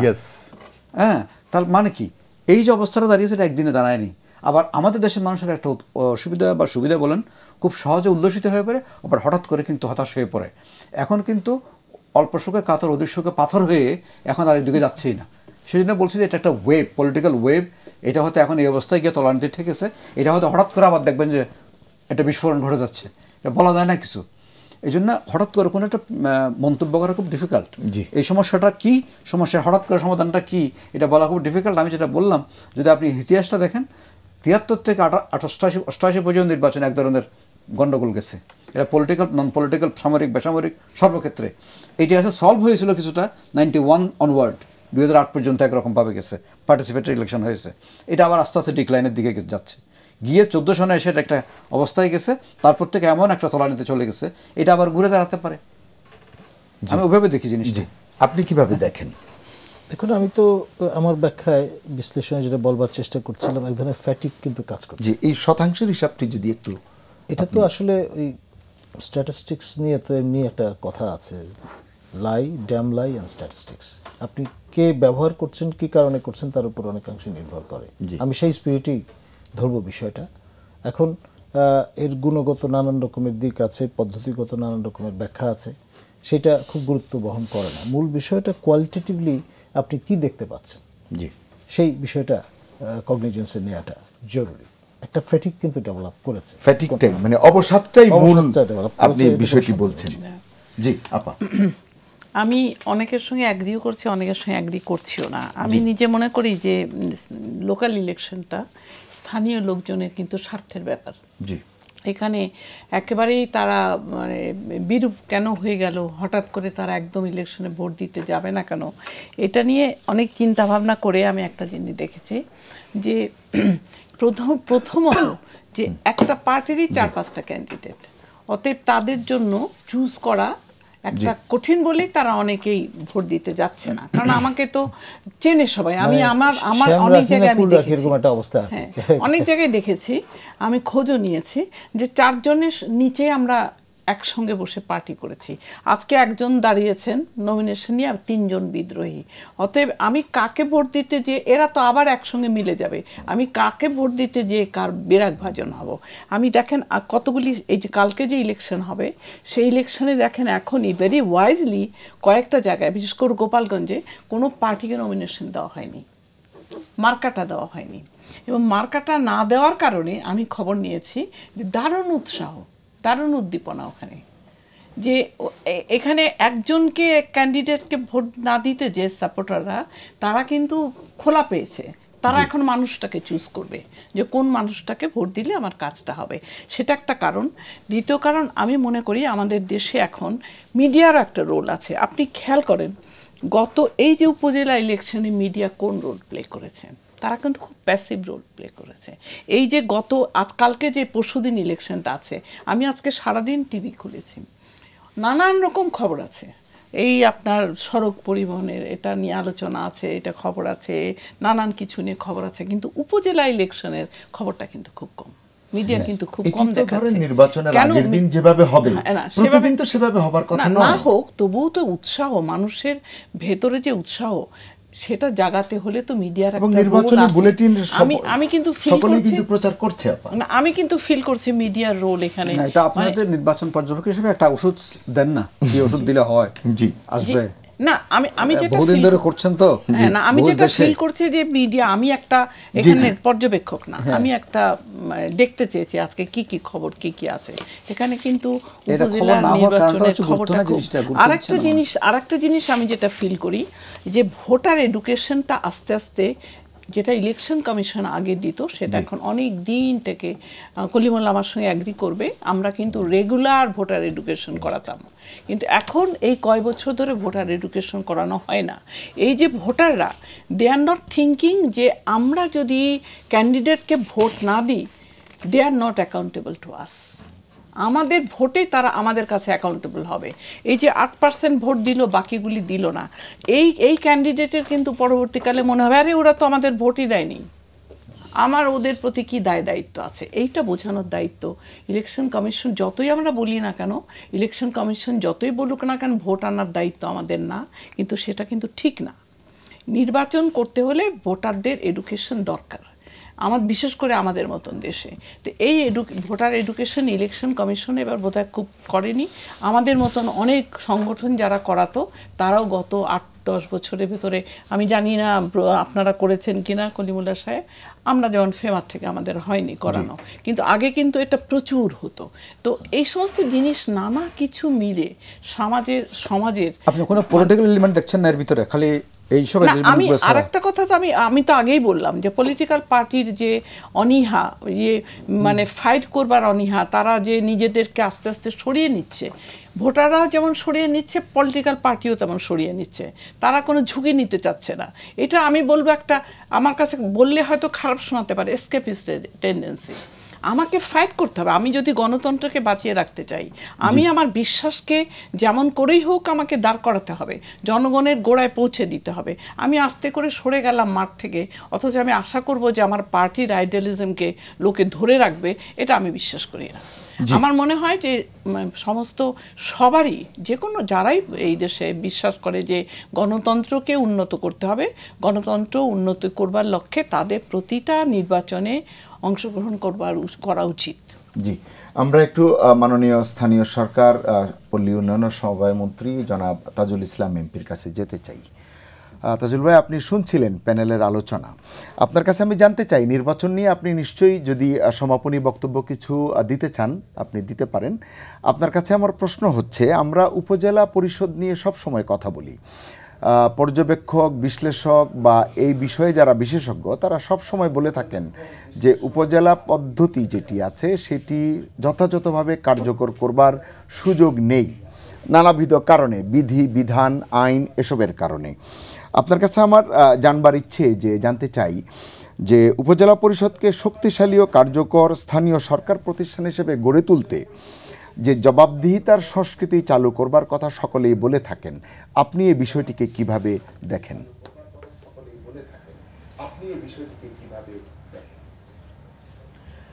ধন্যবাদ। হ্যাঁ, স্থানীয় সরকার ব্যবস্থাপনাকে শক্তিশালী করা এবং জনগণের আশা আকাঙ্ক্ষা পূর্ণ করার মতন করে আমাদের পথযাত্রা আরম্ভ হয়েছে এবং আমরা নিশ্চয়ই এটা স্বীকার করব, পৃথিবীতে যে কোনো পদ্ধতি এখন পর্যন্ত একেবারে শেষ, আর কোনো সংশোধন পরিবর্তনের প্রয়োজন নাই এটা মনে করে না। তো আমাদের স্থানীয় সরকার ব্যবস্থাপনায় উপজেলা পদ্ধতিকে যদি আমরা বলি, আমরা এখন আসলে আমি প্রথম থেকে আমার যে অভিজ্ঞতা, ধীরে ধীরে যথেষ্ট অগ্রগতি সাধিত হয়েছে এবং অনেকগুলা অর্গান এর মধ্যে উপজেলা পরিষদে সৃষ্টি করা হয়েছে এবং সেখানে উপজেলা ভাইস চেয়ারম্যান, উপজেলা চেয়ারম্যান, মহিলা ভাইস চেয়ারম্যান, তাদেরকে বিভিন্ন এই সমস্ত অর্গানগুলোকে এম্পাওয়ারমেন্ট দেওয়া হয়েছে এবং ওখানে আবার বিভিন্ন ধরনের ইউনিয়ন পরিষদের চেয়ারম্যান এবং সরকারি কর্মকর্তা তাদেরকে তাদের ইন কম্বিনেশন বিভিন্ন ধরনের বোর্ডই করা হচ্ছে, অর্থাৎ একটি ব্যবস্থাপনা কায়েম করা হচ্ছে, করার লক্ষ্যে পড়ছে এবং সরকারি বরাদ্দগুলাও যাতে নাকি সুস্থভাবে জনকল্যাণে ব্যবহৃত হয় এবং আমাদের যে প্রত্যাশিত গুণগত মানসম্পন্ন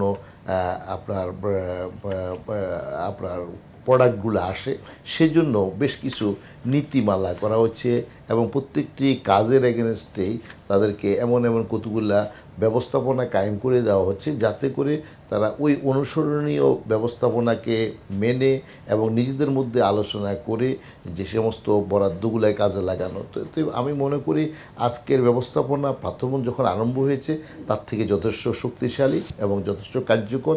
তবে হ্যাঁ, এখনও যথেষ্ট আমাদের পথ হাঁটার দরকার আছে, আরও বেশি এগিয়ে যাওয়ার প্রয়োজনীয়তা আছে। আমাদের বিশিষ্ট যেমন তোফায়েল আহমেদ সাহেব, মনিরুল্লাহ হক আছেন এখানে, ওনারা আমার কাছে ব্যক্তিগতভাবে সবার সাথে আমার খুব ভালো সম্পর্ক। কলিমুল্লাহ সাহেব আছেন, তারপরে দিয়ে আমাদের সাবেক সচিব নির্বাচন কমিশনের সচিবও ছিলেন। তো এই সমস্ত ওনাদের সবার সাথে আমার ব্যক্তিগত সম্পর্ক অত্যন্ত চমৎকার।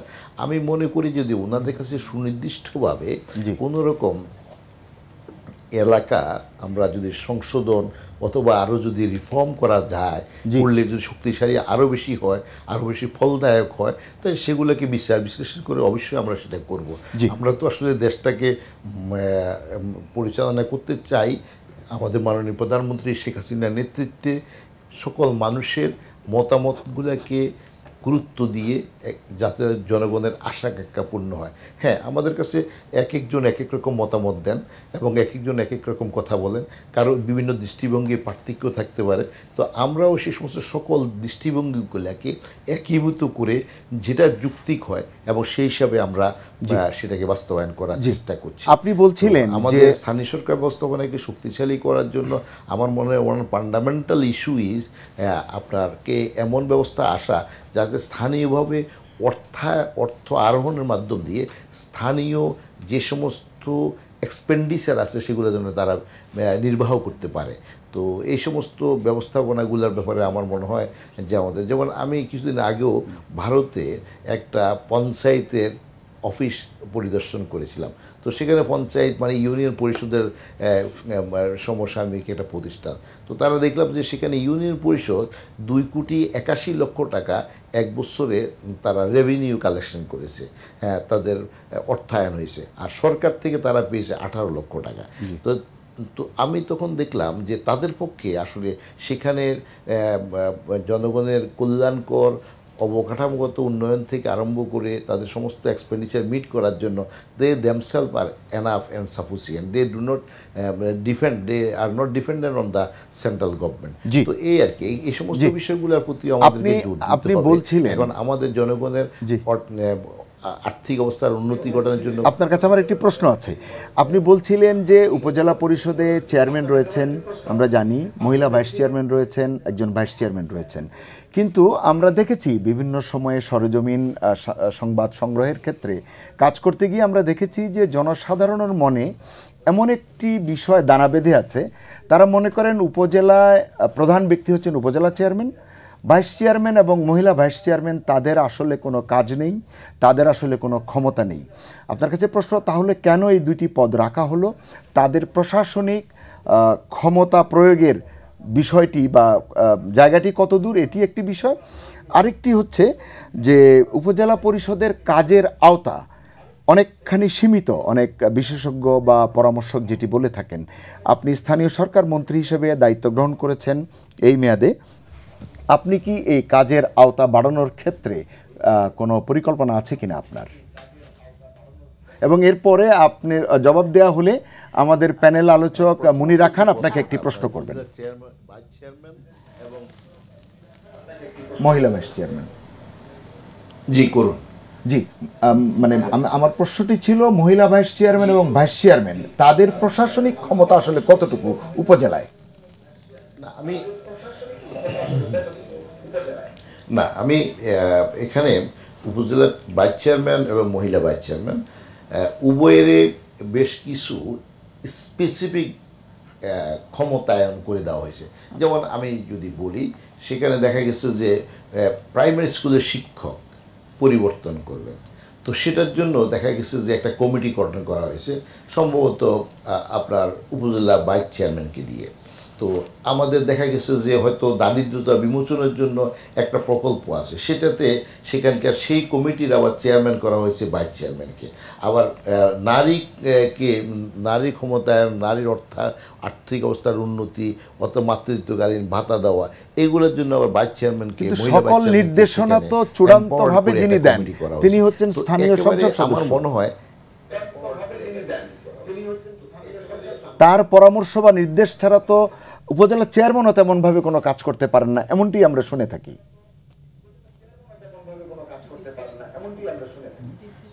স্থানীয় আমি কথাটা শোনা যায়নি। আমি বলছিলাম যে আপনি যে কথাটি বললেন যে ভাইস চেয়ারম্যান, মহিলা ভাইস চেয়ারম্যানদের যে দায়িত্বের কথা বলছিলেন, আমরা যেটি জানি সেটি হচ্ছে যে উপজেলা চেয়ারম্যানও স্থানীয় সংসদ সদস্যের ইচ্ছার বাইরে তেমন কিছু করতে পারেন না, কারণ সংসদে আইন পাশের মাধ্যমে স্থানীয় সংসদ সদস্যকেই আপনার উপজেলা পরিষদের উপদেষ্টা হিসেবে নির্ধারণ করে দেওয়া হয়েছে।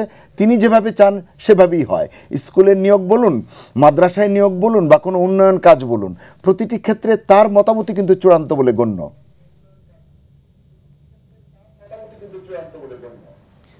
না, আমি আসলে বাস্তবতাটার সাথে আমি এই বক্তব্যের সাথে বাস্তবতার সাথে আমি পুরোপুরি একমত হতে পারছি না।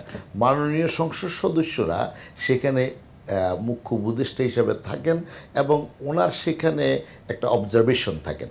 এখানে যতগুলা বরাদ্দ, যতগুলা নিয়োগ অথবা যতগুলা পরিবর্তন এগুলা সবগুলা একটা নীতিমালা এবং একটা পদ্ধতিগত ব্যবস্থাপনার ভিতরে হয়। এখানে শুধুমাত্র মাননীয় সংসদ সদস্য উপস্থিতিটা সেখানে তিনি তো ওভারসি করেন যে how the thing is going on. এখানে আমি এর সাথে যদি কোথাও কোনো বিচ্ছিন্ন ঘটনা থাকে সেটাকে আমরা হয়তো বা যে কেউ যদি কেউ ব্যক্তি বিশেষ যদি কোথাও কোনো রকম অনিয়ম করে থাকেন সেটাকে আমার মনে হয় জেনারেলাইজ করা ঠিক হবে না। অ্যাজ এ হোল আমার মনে হয় মাননীয় সংসদ সদস্যরা নির্বাচনী এলাকার যে সমস্ত উপজেলাগুলো আছে সে সমস্ত উপজেলাগুলোর কাজকর্ম কীভাবে হচ্ছে এবং শিক্ষা প্রতিষ্ঠান সহ এখানে একটা জিনিস আমি নিজে অভিজ্ঞতা থেকে বলবো, যেমন একটা শিক্ষা প্রতিষ্ঠানে দেখা গেছে যে সেখানে লেখাপড়ার মান কমেছে। মানুষ কিন্তু মাননীয় এমপি সাহেবকে বলতে চায় যে না এখানে আপনারা একটু কালেকটিভ এফোর্ট দেন। তো সেখানে দেখা গেছে যে তিনি এফোর্ট দিয়েছেন, এর পরবর্তীতে খুব স্যাটিসফ্যাক্টরি একটা লেভেল অ্যাচিভ হয়েছে। একটা রাস্তা হচ্ছে মাননীয় সংসদ সদস্যকে মানুষ মনে করে যে হি হ্যাজ টু ওভারসি। এখন এইটুকু আমার মনে হয় থাকাতে কোথাও কোনো রকম আর ওনাকে জিজ্ঞেস না করে কাজ করার কোনো সুযোগ নেই, কারণ উনি নিজে তো করতে পারবেন না, কারণ উনি তো মাননীয় সংসদ সদস্য এখানের জন্য ওনার ডিসক্রিশনারি পাওয়ার দেওয়া নাই কোনো বরাদ্দের কোনো কাজের। মাননীয় এমপি মহোদয়ের উপরে কোনো রকম ডিসক্রিশনারি পাওয়ার নাই। উনি শুধুমাত্র যে ব্যবস্থাপনা আছে সেই ব্যবস্থাপনাগুলোর উপরে উনি উপস্থিত থাকেন, অনুপস্থিত থাকেন, উনি ওভারসি করেন। আমার মনে হয় এটা নিয়ে আমরা হয়তো বা যে বক্তব্যগুলো আমরা বাইরে থেকে শুনি বাস্তবতার সাথে এটা পুরো মিল নেই। জি, আপনাকে একটি প্রশ্ন করতে চান ফেমা প্রেসিডেন্ট মুনিরা খান। ধন্যবাদ আপনাকে। আপনি একটু আগে বলছিলেন যে আপনি ইন্ডিয়াতে দেখেছেন যে অর্থায়নটা লোকালিও কিছু মানে তারা করে এবং সরকার থেকে বরাদ্দ। আমাদেরই কয়েকটা সহযোগী সংগঠন এই অর্থায়নের ব্যাপারে একটু রিসার্চ করেছিল। তো এখানে যে হোল্ডিং ট্যাক্সগুলি আছে কিছু কিছু জায়গায় হোল্ডিং ট্যাক্স করতে সে বলেছে আমাকে যে যেমন ধরেন কোথাও 600 টাকা একটা লোক তার হোল্ডিং ট্যাক্স দিল। আপনাকে আমি এটা বলছি কারণ you can look after it যেটা এখানে কি হয়। কিন্তু পরবর্তীকালে তারা যখন রিসার্চ করতে গেল তখন যে দেখলো যে হোল্ডিং ট্যাক্স সে বলছে 600 টাকা দিয়েছে কিন্তু তাকে রিসিট দেওয়া হয়েছে 300 টাকা। এইখানে যে গ্যাপগুলি আছে, এই যে এইখানে যে এই ধরনের করাপশনগুলি আছে, লোকালি অফিসাররা যে করাপশনগুলি এই ধরনের করাপশনগুলি করে, সেটাকে আমি আপনাকে রিকোয়েস্ট করব যে এই ব্যাপারে আপনারা কতটুকু মানে এই লোকাল অর্থায়নের ব্যাপারে আমি মনে করি হোল্ডিং থাকা উচিত এবং জনগণের অংশগ্রহণ থাকা উচিত, যাতে জনগণ মনে করে যে we are also a part of that area, হ্যাঁ ওনারশিপটা থাকে। এটা একেবারে ফ্রি না করে থেকে লোকেরও দায়িত্ব দেওয়া উচিত, লোকাল লোকের। তো আপনি কি দয়া করে এই ব্যাপারটা একটু খেয়াল করবেন যে ওখানে আমি আপনাকে মানে আপনি একটু আগে বলছিলেন যে আমাদেরও সহযোগিতার দরকার। আপনি যদি এই জিনিসটা খেয়াল করেন যে ওখানে যে এই সমস্ত অর্থায়নের ব্যাপারে যদি কোনো গ্যাপ থাকে, যদি কোনো এই ধরনের করাপশন হয়, তাহলে আপনি কাদের দিয়ে এটা দেখাবেন এবং এটা একটু দেখবার জন্য আপনাকে অনুরোধ করছি।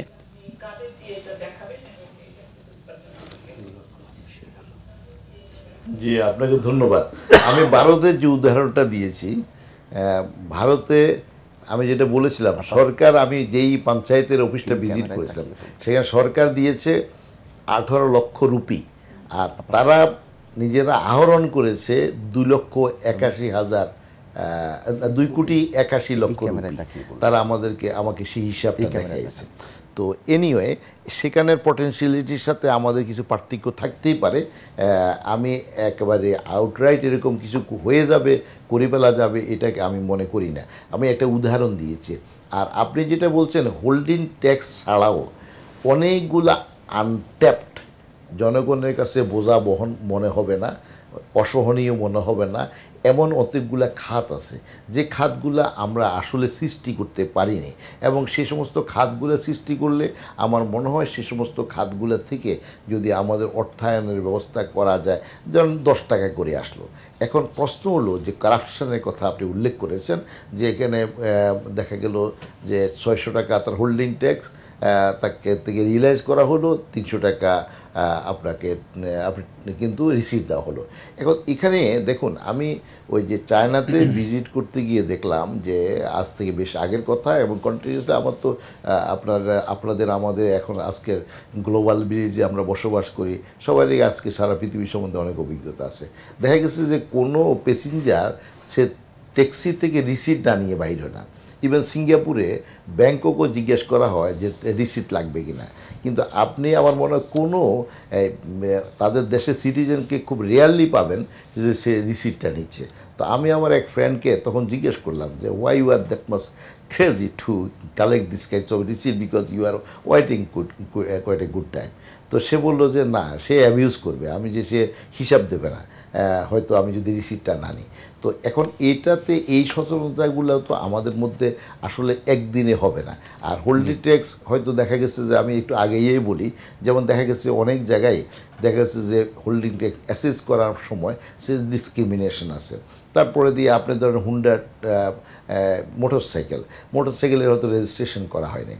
তারপরে দিয়া হয়তো বা আরও অনেকগুলা খাত আছে যেটা হয়তো অনেকগুলো আমি উদাহরণ দিয়ে বলতে পারি। এই সমস্ত খাতগুলা একটা জিনিস আমি কনক্লুড করবো এভাবে যে আমরা সবাই স্বীকার করব, সরকার কিন্তু কোনো টাকা রোজগার করে না, রোজগার করে জনগণ, এবং জনগণের টাকা সরকার নিয়ে একটি ব্যবস্থাপনার মাধ্যমে এটাকে বিনিয়োগ করে এটার প্রবৃদ্ধি ঘটায় এবং সেই প্রবৃদ্ধ সুবিধাগুলো জনগণ ভোগ করে। এটাই হলো যে তো আমার আর সরকারের আয়ের উৎস হলো জনগণ, এবং আমরা যত বেশি আমাদের বিভিন্ন খাতগুলোতে যৌক্তিক মাত্রায় আমাদের অর্থ উত্তোলনের সুযোগ করে দেব এবং সরকারের অর্থভাণ্ডার তত বেশি বিস্তৃত হবে এবং তত বেশি লাভ হবে। যেমন একটি উদাহরণ যদি আমি দিই, একসময় দেখা গেছে আমাদের দেশের বাজেট করার পূর্বে, যেমন জুন মাসে আমাদের বাজেট করা হতো, তো ফেব্রুয়ারি মাস থেকে আমাদের অর্থমন্ত্রীরা বিদেশে ঘুরে আরম্ভ করতো, বিভিন্ন দেশে প্যারিস কনসোর্টিয়াম মিটিং এবং বিভিন্ন world bank, IDA, ADB, JICA ওদের কাছে সে ধর্ণা দিত। তো তখন হতো কি বিভিন্ন শর্ত সাপেক্ষ আমরা বরাদ্দ পেতাম অথবা বিদেশি লোন নিতাম। কিন্তু আজকে যেহেতু আমাদের অবস্থাটার পরিবর্তন গড়ে উঠেছে, আমরা এখন নিজেদের অর্থায়নের মাধ্যম দিয়ে আমরা পুরো বাজেট করতে পারি, প্রকল্প নিতে পারি, প্রকল্পের জন্য যে বরাদ্দ দরকার সে বরাদ্দ আমাদের নিজস্ব সূত্র থেকে উৎস থেকে আমরা দিতে পারি। সেই কারণে বাইরে থেকে কেউ আমাদেরকে তাদের পছন্দনীয় প্রকল্প ছাপাইয়ে দিতে পারে না। এই সমস্ত কারণে আমাদের আসলে গ্রোথটা আগের তুলনায় মাননীয় মন্ত্রী আপনি থাকুন আমাদের সঙ্গে অর্থনৈতিক অবস্থার উন্নতি হচ্ছে। এবং তো আমি মনে করি যে স্থানীয় পর্যায়ে যদি বেশি বেশি যদি অর্থায়নের ব্যবস্থা হয় তাহলে হবে তাদের সেখানকার জনগণ যারা ট্যাক্স দেন ইন কোর্স অফ টাইম জনগণের মধ্যে একটা সচেতনতা সৃষ্টি হবে যে we are paying you, we are কিরম না কয় যে অ্যাকোমোডেটিং ইউর ইকোনমিক সোর্সেস। জি মাননীয় মন্ত্রী আপনি থাকুন আমাদের সঙ্গে, আমি একটু যেতে চাই, জব দিতে হয়েছে। জি আপনি থাকুন আমাদের সঙ্গে, আমরা একটু যেতে চাই। আমাদের সঙ্গে আছেন স্থানীয় সরকার বিশেষজ্ঞ ডক্টর তোফায়েল আহমেদ।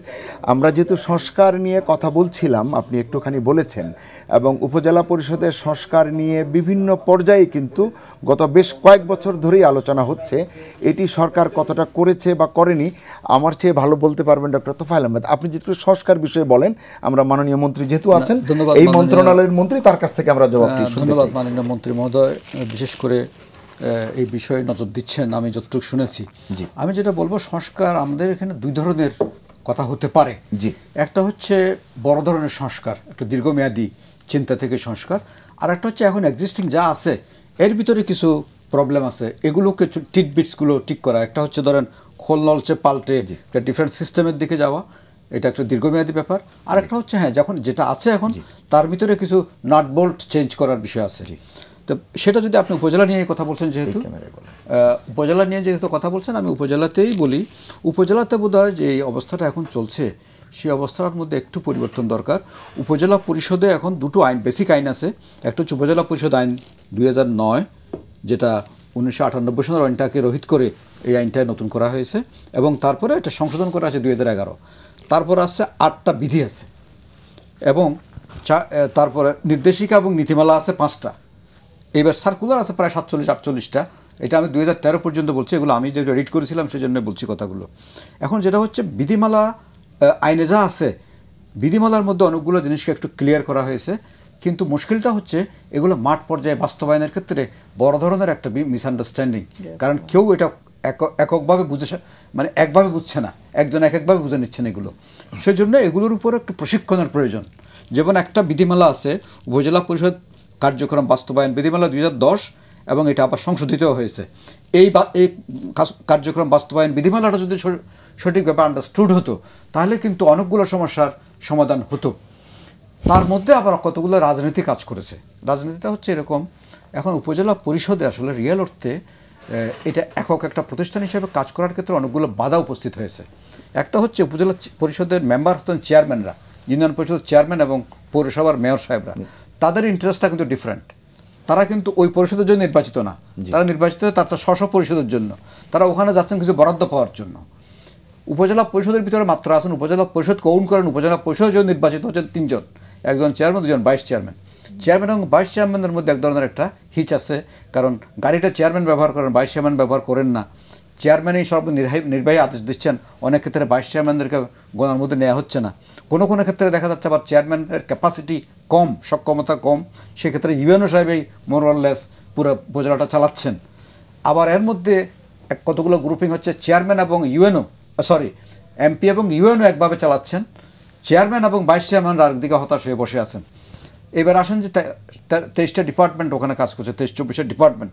এই ডিপার্টমেন্টগুলোর মধ্যেও এখানে এগুলোকে নিয়ে যে এককভাবে তারা যে হস্তান্তরিত 17টা বিভাগ আর অহস্তান্তরিত বিভাগ, এইগুলোর মধ্যে যে বিধিমালার মধ্যে যে কথাগুলো আছে সেগুলো কিন্তু প্রতিপালিত হয় না। যেমন অহস্তান্তরিত বিভাগের মধ্যে পুলিশ আছে, land revenue, land registration commissioner আছে, এইরকম আরও একজন অফিসার আছেন।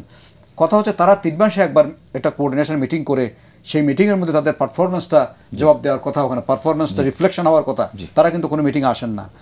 আর হস্তান্তর বিভাগের যে কর্মকর্তারা আছেন তাদের ফাইলপত্রগুলো যেভাবে প্রসেস করার কথা থ্রু চেয়ারম্যান, তারা সেভাবে করছেন না। আবার ইউএনওর দায়িত্বের মধ্যে কিন্তু ইউএনওর কিন্তু 2টানা আছে, 3টানা আছে। ইউএনও কিন্তু 3 জনের অধীনে কাজ করে, একদিকে ইনফর্মালি এমপি, ফর্মালি হচ্ছে ডেপুটি কমিশনার এবং চেয়ারম্যান। এই ক্ষেত্রে গিয়ে উনি সুবিধা মতো যারটা শুনলে সুবিধা হয় তারটা শুনেন, বাকি জনটা শুনেন না। আমি বলতে চাচ্ছি এই সমস্যাগুলোকে কিন্তু অ্যাপ্রিসিয়েট করতে হবে। সে কারণে আমি শুধু উপজেলা চেয়ারম্যান নয়, উপজেলা পরিষদ নয়, আমি যেটা বৃহত্তর সংশোধনের কথা বলছি যারা মন্ত্রী মহোদয়ের এই আমলে, কারণ এখন মাত্র শুরু হচ্ছে, সামনে 5টা বছর রয়ে গেছে।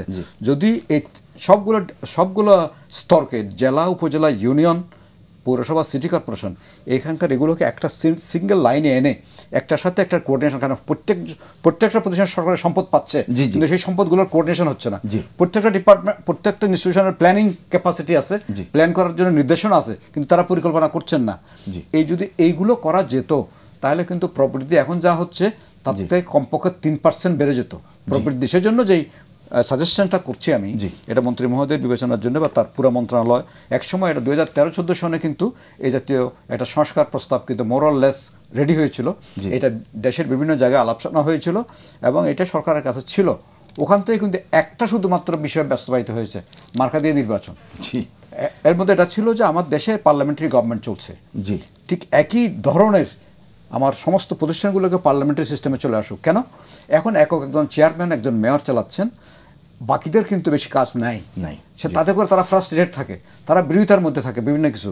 সেই জন্য বলা হচ্ছিল চেয়ারম্যানের রেসপন্সিবিলিটি, অ্যাকাউন্টেবিলিটি মেম্বারদের মধ্যে যেন আসে। সেই জন্য এখন ধরেন একটা ইউনিয়ন পরিষদে 5 জন চেয়ারম্যান ক্যান্ডিডেট হন, 4 জন পরাজিত হয়ে যান, 1 জন হতে থাকেন, কিন্তু মেম্বারের সাথে চেয়ারম্যানের দূরত্ব অনেক। যেটা বলা হচ্ছিল যদি মেম্বাররা হতেন আগে তাহলে সবাইকে মেম্বার হতে হতো, ঠিক একই রকম সিটি কর্পোরেশনে, ঠিক একই রকম সবখানেই, তাহলে কিন্তু এটা কোয়ালিটি ডিফারেন্ট হয়ে যেত এবং ওখানের ভিতরে একটা অপোজিশনও থাকতো, তখন স্থায়ী কমিটিগুলো কাজ করতো।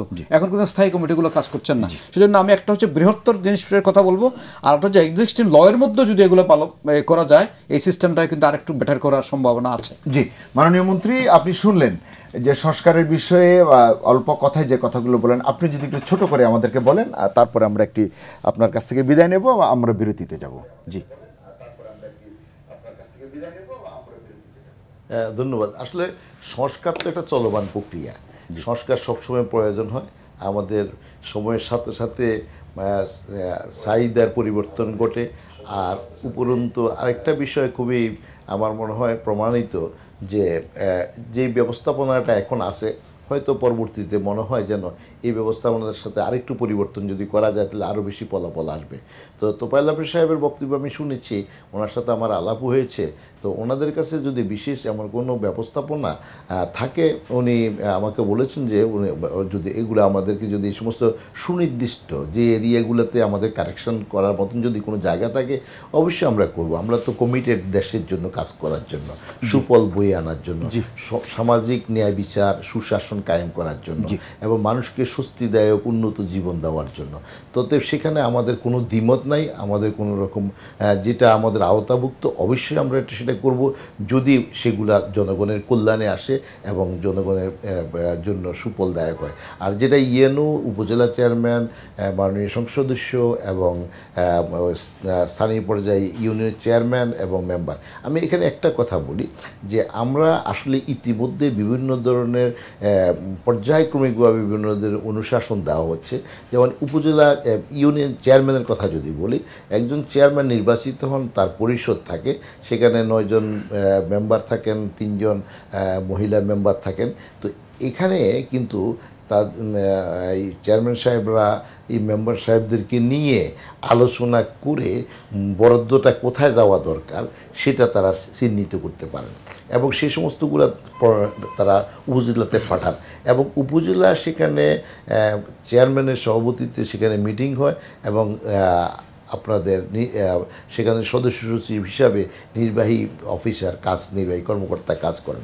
তো ওই মিটিংয়ে ওনারা হয়তো এই প্রজেক্টটা না হয়ে ওই প্রজেক্টটা হতে পারে, অথবা এখানে খুব বেশি একটা কম বেশি করে ফেলা, কাউকে বাদ দিয়ে দেওয়া, কোনো এলাকায় বঞ্চিত করা, অথবা কোনো চেয়ারম্যানের সাথে বেশি মেম্বারের সাথে সম্পর্ক থাকলে সেখানে অনেক বেশি ডিসক্রিমিনেশন করা, এগুলো আসলে যেহেতু বিভিন্ন ধরনের পরিপত্র এবং বিভিন্ন ধরনের নির্দেশনার মাধ্যম দিয়ে পরিচালিত হয়, অতএব সেখানে খুব বেশি একটা সুযোগ থাকে না। আর উপজেলা পরিষদে এগুলা পাশ করে নেওয়া হয় এবং এরপরে তখন জেলাতে পাঠানো হয়, মন্ত্রণালয় যেগুলো আসার দরকার মন্ত্রণালয়ে আসে। আমি নিজেও এরকম অনেক বরাদ্দপত্রে ফাইলের মধ্যে আমি অ্যাপ্রুভেল দিয়েছি। তো এই সমস্ত ব্যবস্থাপনাগুলো আমার মনে হয় আমাদের আছে। তবে একটা শেষ কথাটা হলো এটা যে আপনার সমাজ ব্যবস্থা, রাষ্ট্রীয় ব্যবস্থা, মানুষের মানসিকতা এবং আমাদের শিক্ষার অবস্থা, আমার দারিদ্রতার অবস্থা, সচেতনতা এবং এগুলো সামগ্রিক একটা ডে বাই ডে উন্নতি হচ্ছে এবং একটা সময় হয়তো আমরা দেখব যে তখন আমাদের অবস্থা আরও অনেক পরিবর্তন আসছে। আমরা যেমন অতীতে যত বেশি সকল স্তরে এখন সকল ব্যবস্থাপনায় সকল অঙ্গে আমাদের ত্রুটি বিচ্যুতি ঘুরেদার অবস্থা ছিল, আমাদের যেমন রেভিনিউ কালেকশন ছিল অত্যন্ত নিম্নগামী, আমাদের বাজেটের পরিমাণ ছিল কম, আমাদের টোটাল জিডিপির পরিমাণ ছিল কম, এগুলো যেমনি পরিবর্তন হয়েছে তো ঠিক একইভাবে ওখানেও পরিবর্তন আসবে। তবে আপনাকে গ্রাজুয়ালি করতে হবে। আর আউটরাইট যদি কোথায় কোনো করার সুযোগ থাকে তাহলে অবশ্যই আমরা সেই সমস্ত ব্যবহারগুলোকে মনোনিবেশ করব। আমি বিশ্বাস করি যে এ দেশটি জাতির জনক অনেক ত্যাগ তিতিক্ষার বিনিময়ে স্বপ্ন দেখেছেন একটা উন্নত দেশ, উন্নত জাতিতে রূপান্তরিত করার। তো বঙ্গবন্ধুর আত্মার মাগফিরাত কামনা করি, উনি নাই কিন্তু আমরা সবাই অঙ্গীকারবদ্ধ।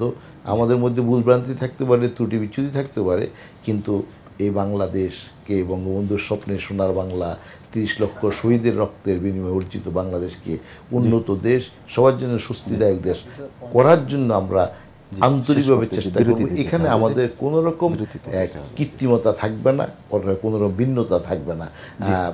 আমি এখানে উপস্থিত আপনাদের স্টুডিওতে সকল বিশিষ্ট ব্যক্তিবর্গের মতামতকে শ্রদ্ধার সহিত আমি বিবেচনায় নেব এবং আশা করি ওনারা সময় সময় আমাদেরকে বিভিন্ন ধরনের ওনাদের ফাইন্ডিংগুলো দিবেন। আমরা যদি দেখি দেশের জন্য এটা কল্যাণকর, দৃষ্টিভঙ্গি পার্থক্য হওয়া সত্ত্বেও, তাইলে আমরা অবশ্যই সেটাকে বিবেচনায় নেব। তাজুল ভাই, আপনাকে অনেক ধন্যবাদ। এই এত রাতে আপনি আমাদেরকে সময় দিয়েছেন। অনেক ধন্যবাদ। এবং আপনি জেগে থাকলে আশা করি অনুষ্ঠানের বাকি অংশ আপনি দেখবেন। আমরা বিরতিতে যাচ্ছি, আপনাকে আবারও আন্তরিক ধন্যবাদ জানাচ্ছি আমাদের সঙ্গে যুক্ত হবার জন্য। আমরা একটি বিরতিতে যাই, বিরতি থেকে এসে বাকি কথা শুনব। সুপ্রিয় দর্শক, বিএসআরএম গণতন্ত্র এখনই নিচ্ছি ছোট্ট একটি বিরতি, ফিরব একটু পরেই। আশা করি থাকবেন আমাদের সঙ্গেই।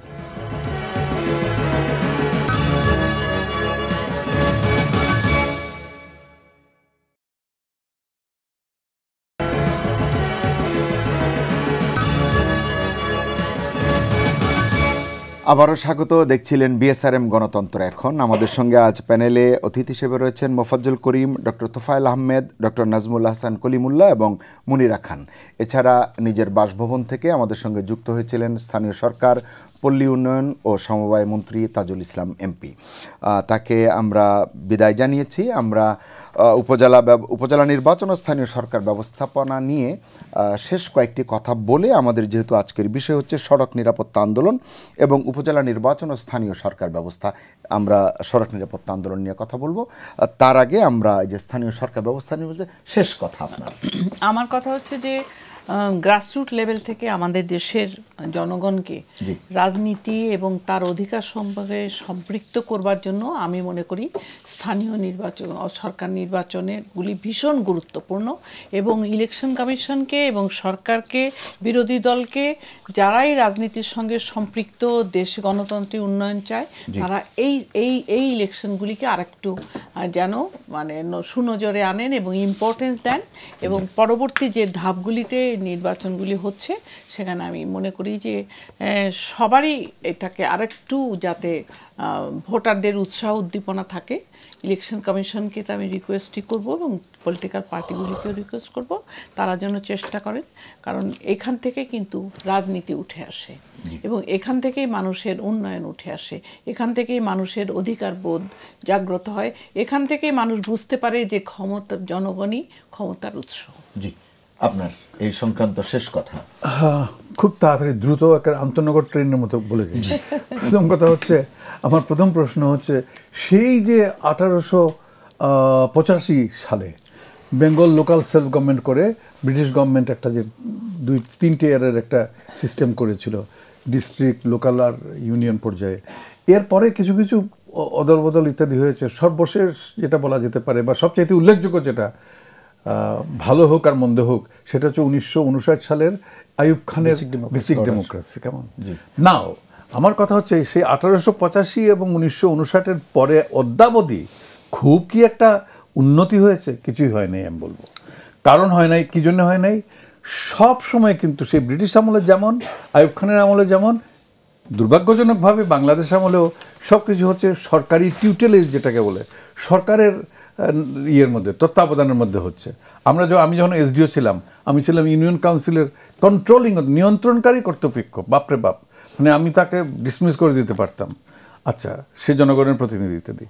এখন পর্যন্ত মোটামুটি সেরকমই আছে। ইচ্ছা করলে পরেই লোকাল গভর্নমেন্ট তাজুল ইসলাম সাহেব যে কোনো চেয়ারম্যানকে তিনি ডিসমিস করে দিতে পারেন বা ইয়ে করতে পারেন। হ্যাঁ, এই ক্ষমতা রয়েছে, তার মন্ত্রণালয় থেকে তো প্রায় হয়।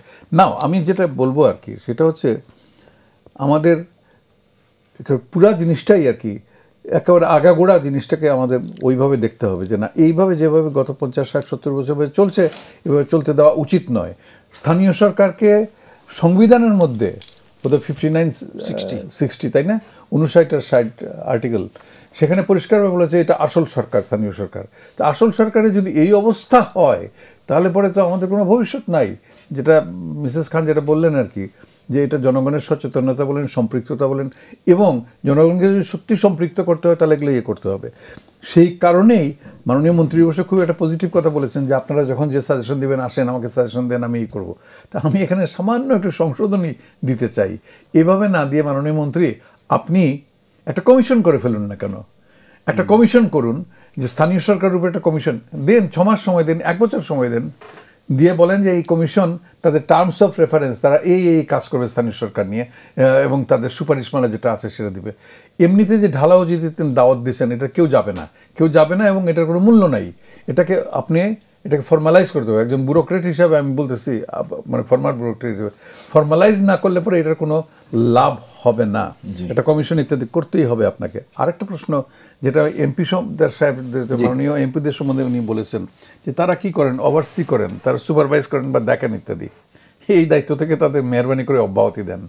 এখানে মাননীয় এমপি সাহেবের এই যে সুপারভিশন বা তার যে পছন্দ না পছন্দ, এটার কারণে এরা উপজেলা ভালো করে কাজ করতে পারবে না বা ইউনিয়ন কেউই করতে পারবে না। এমপি সাহেবদের দায়িত্ব হচ্ছে গিয়ে পার্লামেন্ট। এটি তো তিনি পারবেন না, এটি তো পার্লামেন্টে আইন হয়েছে।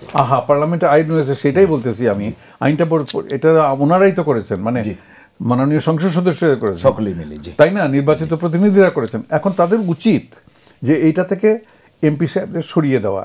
এমপি সাহেবরা যতদিন পর্যন্ত এই সমস্ত ছোটোখাটো ব্যাপারে কোথায় গম যাবে, কোথায় কি হবে, কোনটায় কোন ট্রান্সফার হবে, কোথায় ইয়ে হবে, কার পোস্টিং হবে ইত্যাদি ইত্যাদি, এইগুলা থেকে যতক্ষণ পর্যন্ত অব্যাহতি নেওয়া হয়েছে ততক্ষণ পর্যন্ত স্থানীয় সরকার গড়ে উঠবে না। এই জন্য আমি অনুরোধ করব যে তাদের যে দায়িত্ব সেটা তাদেরকে করতে দিন। জি, আপনার বক্তব্য।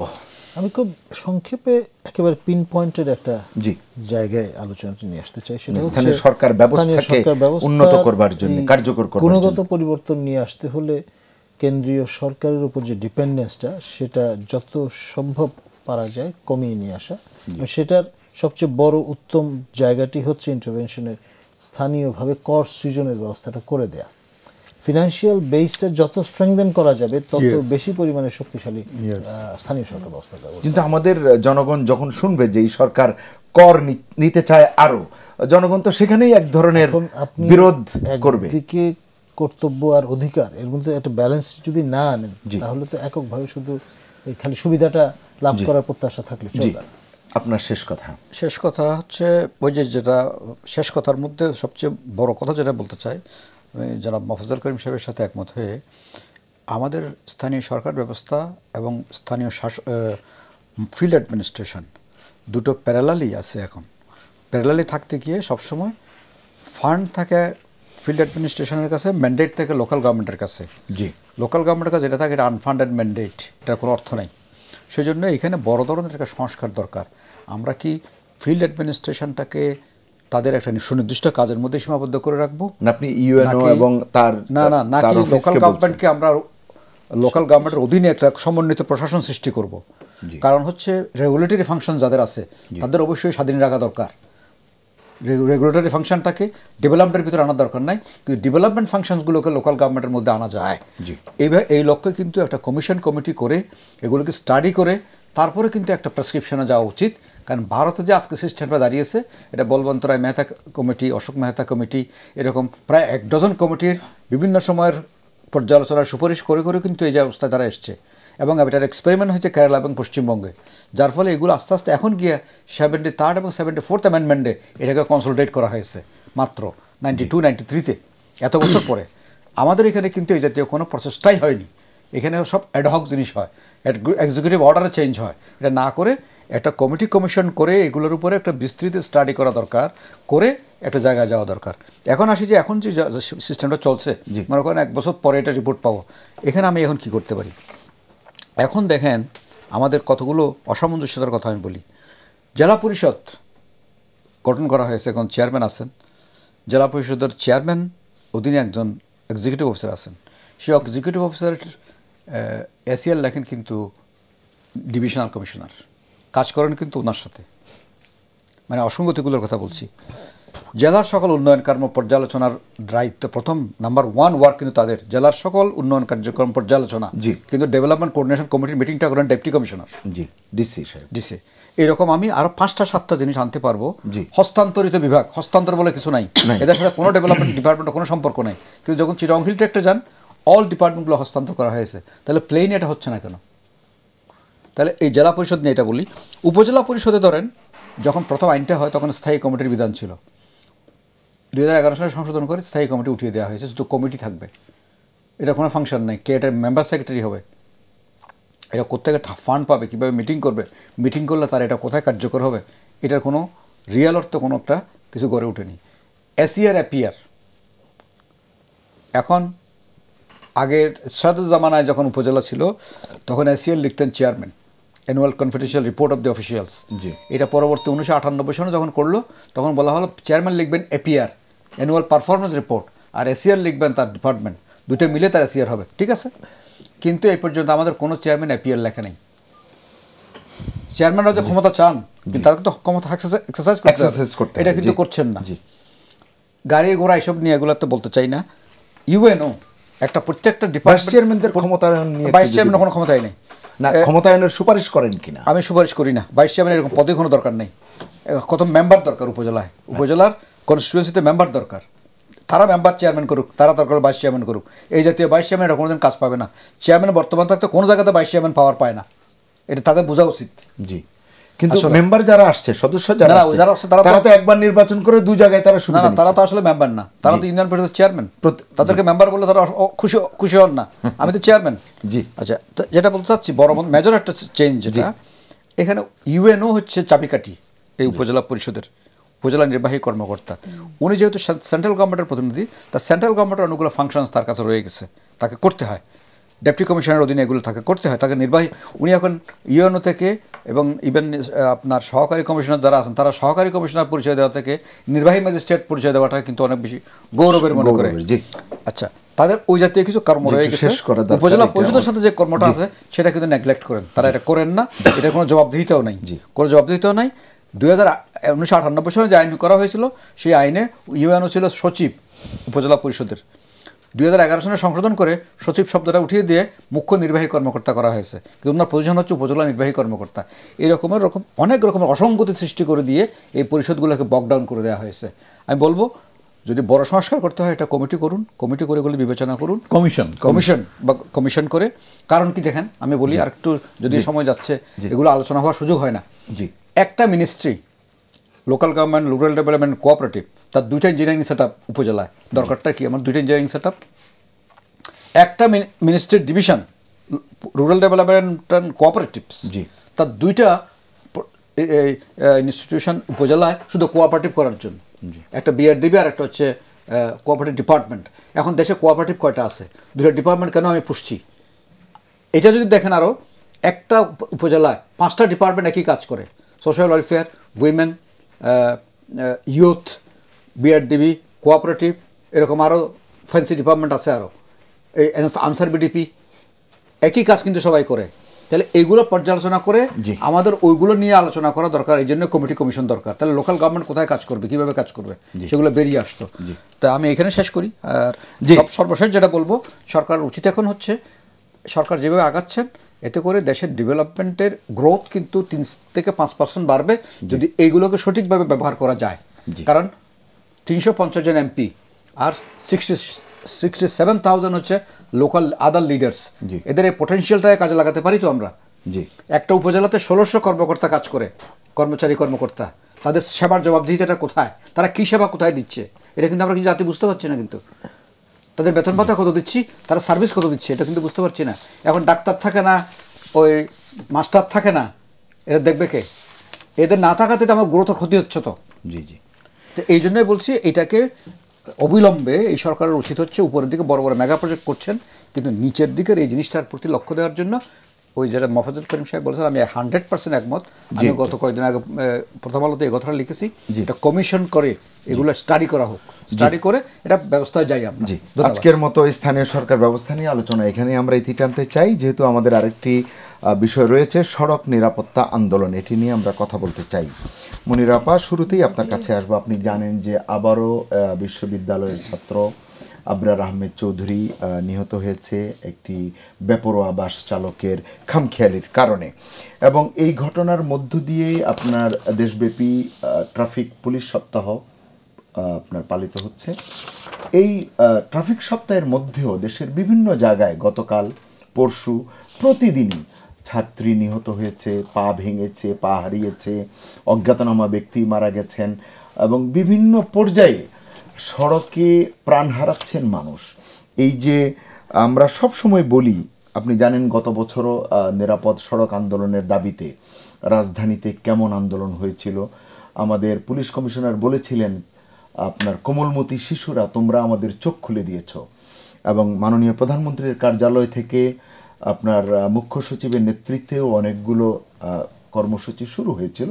আমরা জানি না শেষ পরিণতি কী হয়েছে, কিন্তু আবার যেই জায়গায় আমরা ছিলাম, যেখানে আমরা ছিলাম সেখানে হয়তো পৌঁছেছি বা এর চেয়ে খারাপ জায়গায় গেছি।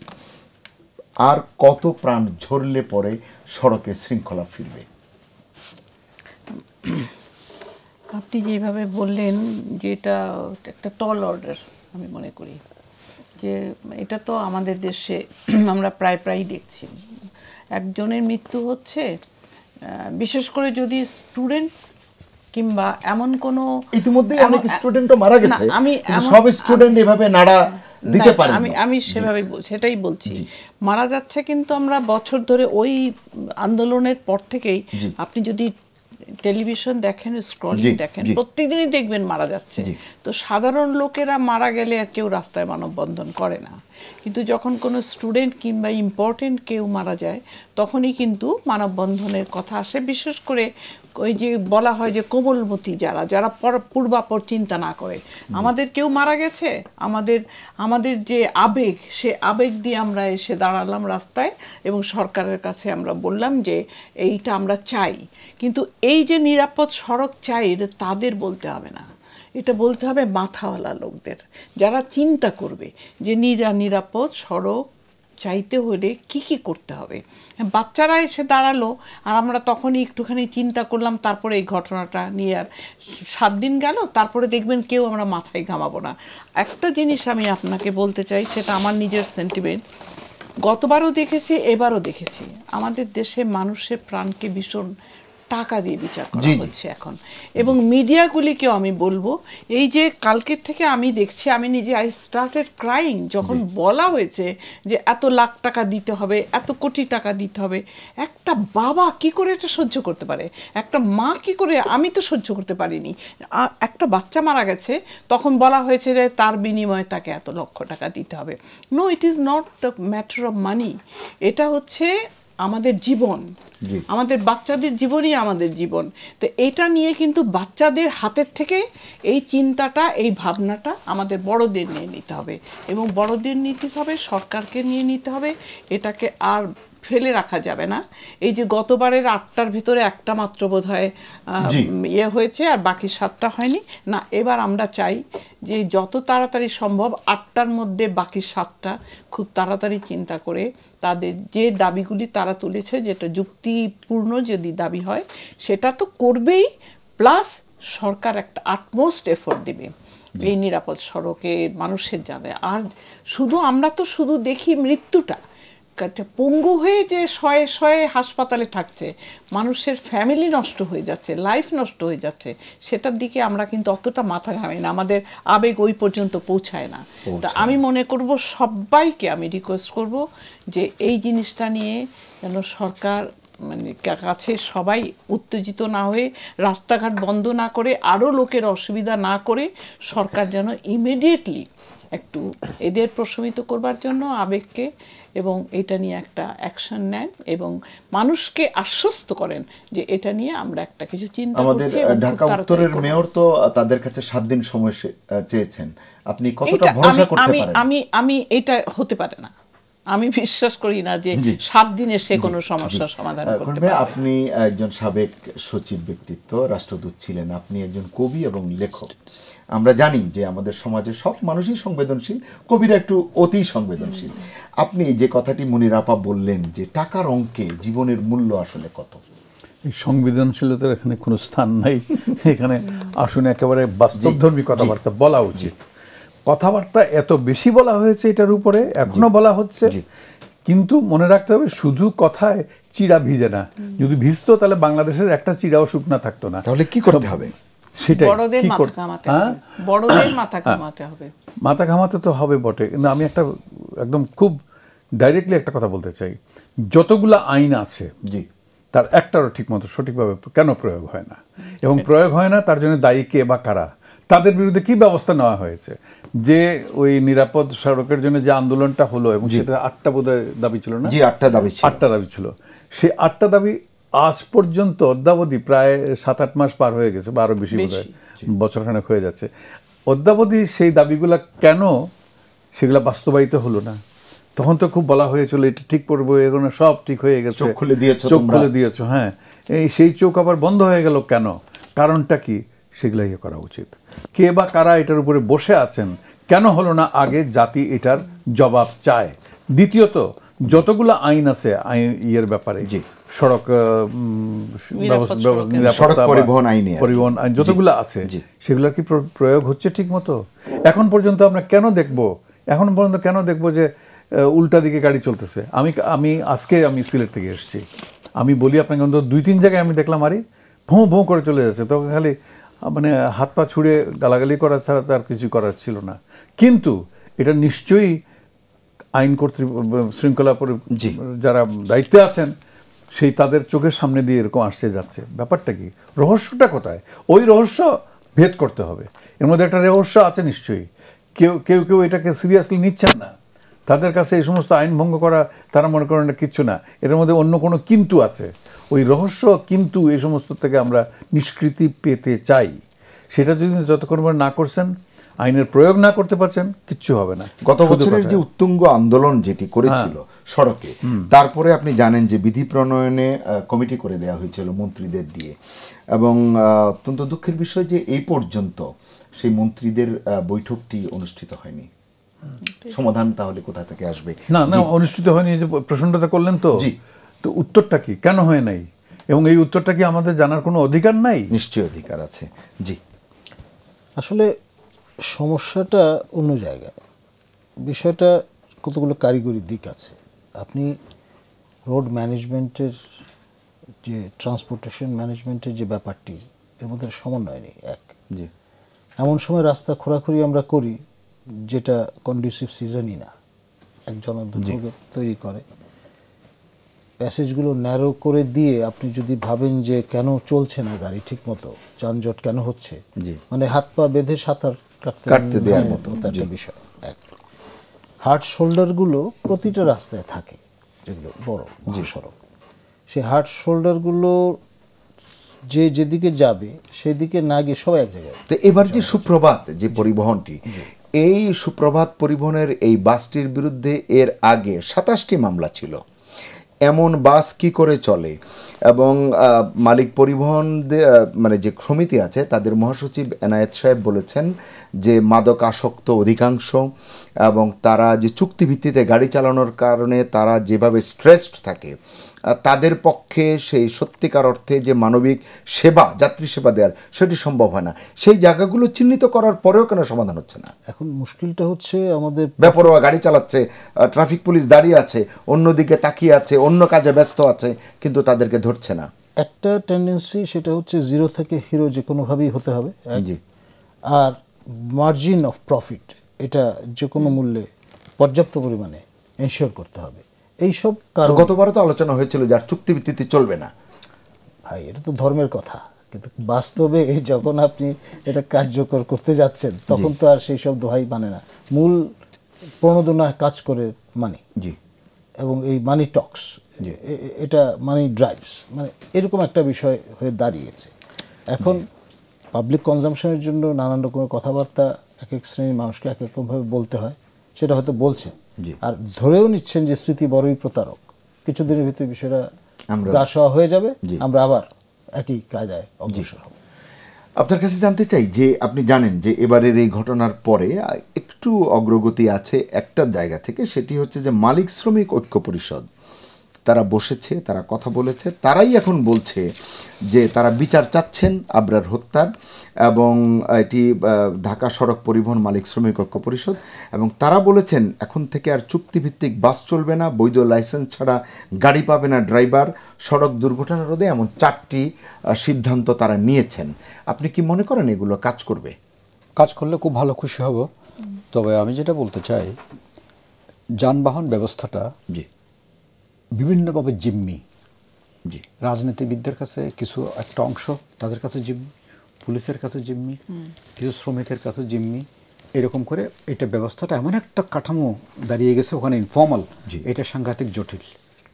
এদের কাছে এদের খুশি না করে কিছু করা যাচ্ছে না, এটা একটা দিক। আরেকটা দিক আমি আলোচনা করে যেটা জানলাম, ওনাকে সাথে আলোচনা হয়েছে, কারণ আমার ট্র্যাডিশনালি আমি যে এলাকা থেকে এসেছি, এই এলাকার মানুষের বেশি ট্রান্সপোর্ট ব্যবসায়ী এবং ট্রান্সপোর্ট শ্রমিক।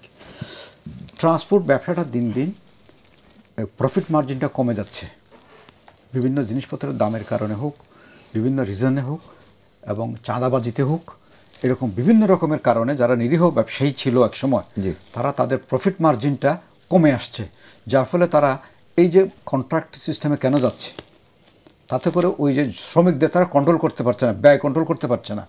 ব্যয় কন্ট্রোল করার জন্য কিন্তু এইরকম সিস্টেমে গেছে।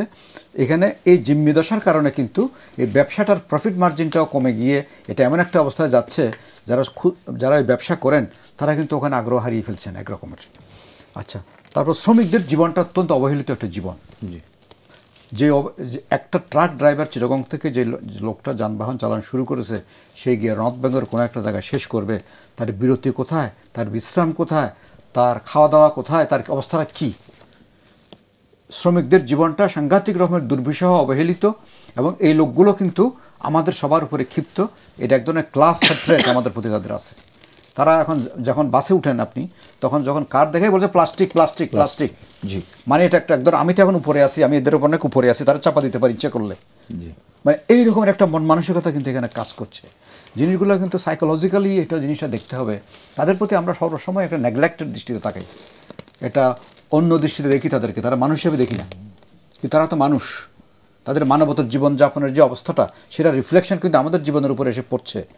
যখন আমরা কেউ মারা যাচ্ছে তখন কিন্তু আমরা এটা নিয়ে হইচই করছি, কিন্তু নর্মাল অবস্থায় কিন্তু আমরা এই ব্যবস্থার দিকে তাকাচ্ছি না। সড়ক শৃঙ্খলাটা হচ্ছে একটা দেশের সুশাসনের প্রধান নির্ণায়ক। একটা লোক বাইরে থেকে আসলে ওই দেশের সড়ক দেখেই সে প্রথম কিন্তু এয়ারপোর্ট থেকে রাস্তায় নামবে, তো এটা দেখে কিন্তু দেশের সম্পর্কে ধারণা হবে। কিন্তু আমাদের সড়কে কোনো শৃঙ্খলা বলতে কিছু নেই। একটা সড়কে কোন ধরনের গাড়ি নিশ্চিত, একটা সড়কে কোন কোন ধরনের গাড়ি চলবে, কোন কোন স্পিডের গাড়ি চলবে, এটা কোন দিক দিয়ে চলবে, এটার কোনো রকমের কোনো শৃঙ্খলা নাই। আর হচ্ছে ফুটপাত, মানুষ হাঁটবে কোন দিক দিয়ে, পার হবে কোন দিক দিয়ে, যাবে কোন দিক দিয়ে, ফুটপাতগুলোকে আমরা উপমুক্ত করতে পারছি না কেন? সুতরাং এখানে একদিকে আমাদের সিটি কর্পোরেশনের কতগুলো, আমি আতিক সাহেব এক সপ্তাহের মধ্যে যেটা বলেছেন, আমি বলবো এক সপ্তাহের মধ্যে আপনি ফুটপাতগুলো ক্লিয়ার করে দিন। প্রথমত একটা কাজ হচ্ছে সব ফুটপাত ক্লিয়ার করে দিন, যেখানেই হোক, যে জায়গাতে ফুটপাতে মানুষ হাঁটতে পারলে কিন্তু আমরা একটা স্টার্টে দেখেছি আমি, অর্ধেক মানুষ কিন্তু যানবাহন উঠবে না, কারণ 2-3 মাইলের জন্য মানুষ কিন্তু যানবাহন উঠবে না, তারা কিন্তু হেঁটে যেত। কিন্তু এখন এটা পাচ্ছে না, ফুটপাত নাই। সাইকেল লেন করবেন এগুলো পরের কথা, এগুলো একটা অ্যাম্বিশাস প্ল্যান, আমার এখানে জায়গা করতে গেছে আমি জানি না, কিন্তু হাঁটার ফুটপাতটা আপনি ক্লিয়ার করুন। তারপরে ফ্র্যাঞ্চাইজের কথা যে আসছে, আপনি বাসগুলোকে কালার দিয়ে বিভিন্ন রুটের বাসগুলোকে আপনি আলাদা করে দিন। এখন কি হচ্ছে, বাস থামার কোনো দৃশ্য জায়গা নেই, যখন খুশি সেখানে থেমে যাচ্ছে, যেখানে খুশি সেখানে নামাই দিচ্ছে। হ্যাঁ, যাত্রীরা কিন্তু এটা করছে কেন? যাত্রীরা আমি দেখেছি কোনো কোনো সময় যখন হঠাৎ করে কোনো কারণে বাস কিছুক্ষণ বন্ধ থাকে, রাস্তার মধ্যে হাজার হাজার মানুষ জমে যায়, তখন তারা গাড়ি পায় না। এখন যা পায় তাতে উঠে, এটা কি ছাদে, পাশে, উপরে কোনো কিছু আর বাদ রাখে না। এখন মানুষ তো অনেক বেশি আমাদের, সুতরাং যানবাহন কিন্তু অনেক কম। আমাদের প্রাইভেট কার বেড়ে গেছে অনেক বেশি, কিন্তু পাবলিক যানবাহন যেটা বাস বলেন আপনি, সেটা কিন্তু প্রয়োজনের তুলনায় 10%। তাহলে আপনি এটা সমাধান করবেন, বিষয়টি নিয়ে একটু লম্বা সময় নিয়ে কথা বলা দরকার। আপনি কি পথচারীদেরও একটু সজাগ হতে বলবেন না? সজাগ তো হতে হবে, কাতার জীবনে সজাগ হবে। 40 সেকেন্ড দেন না, আগে বাস দেন।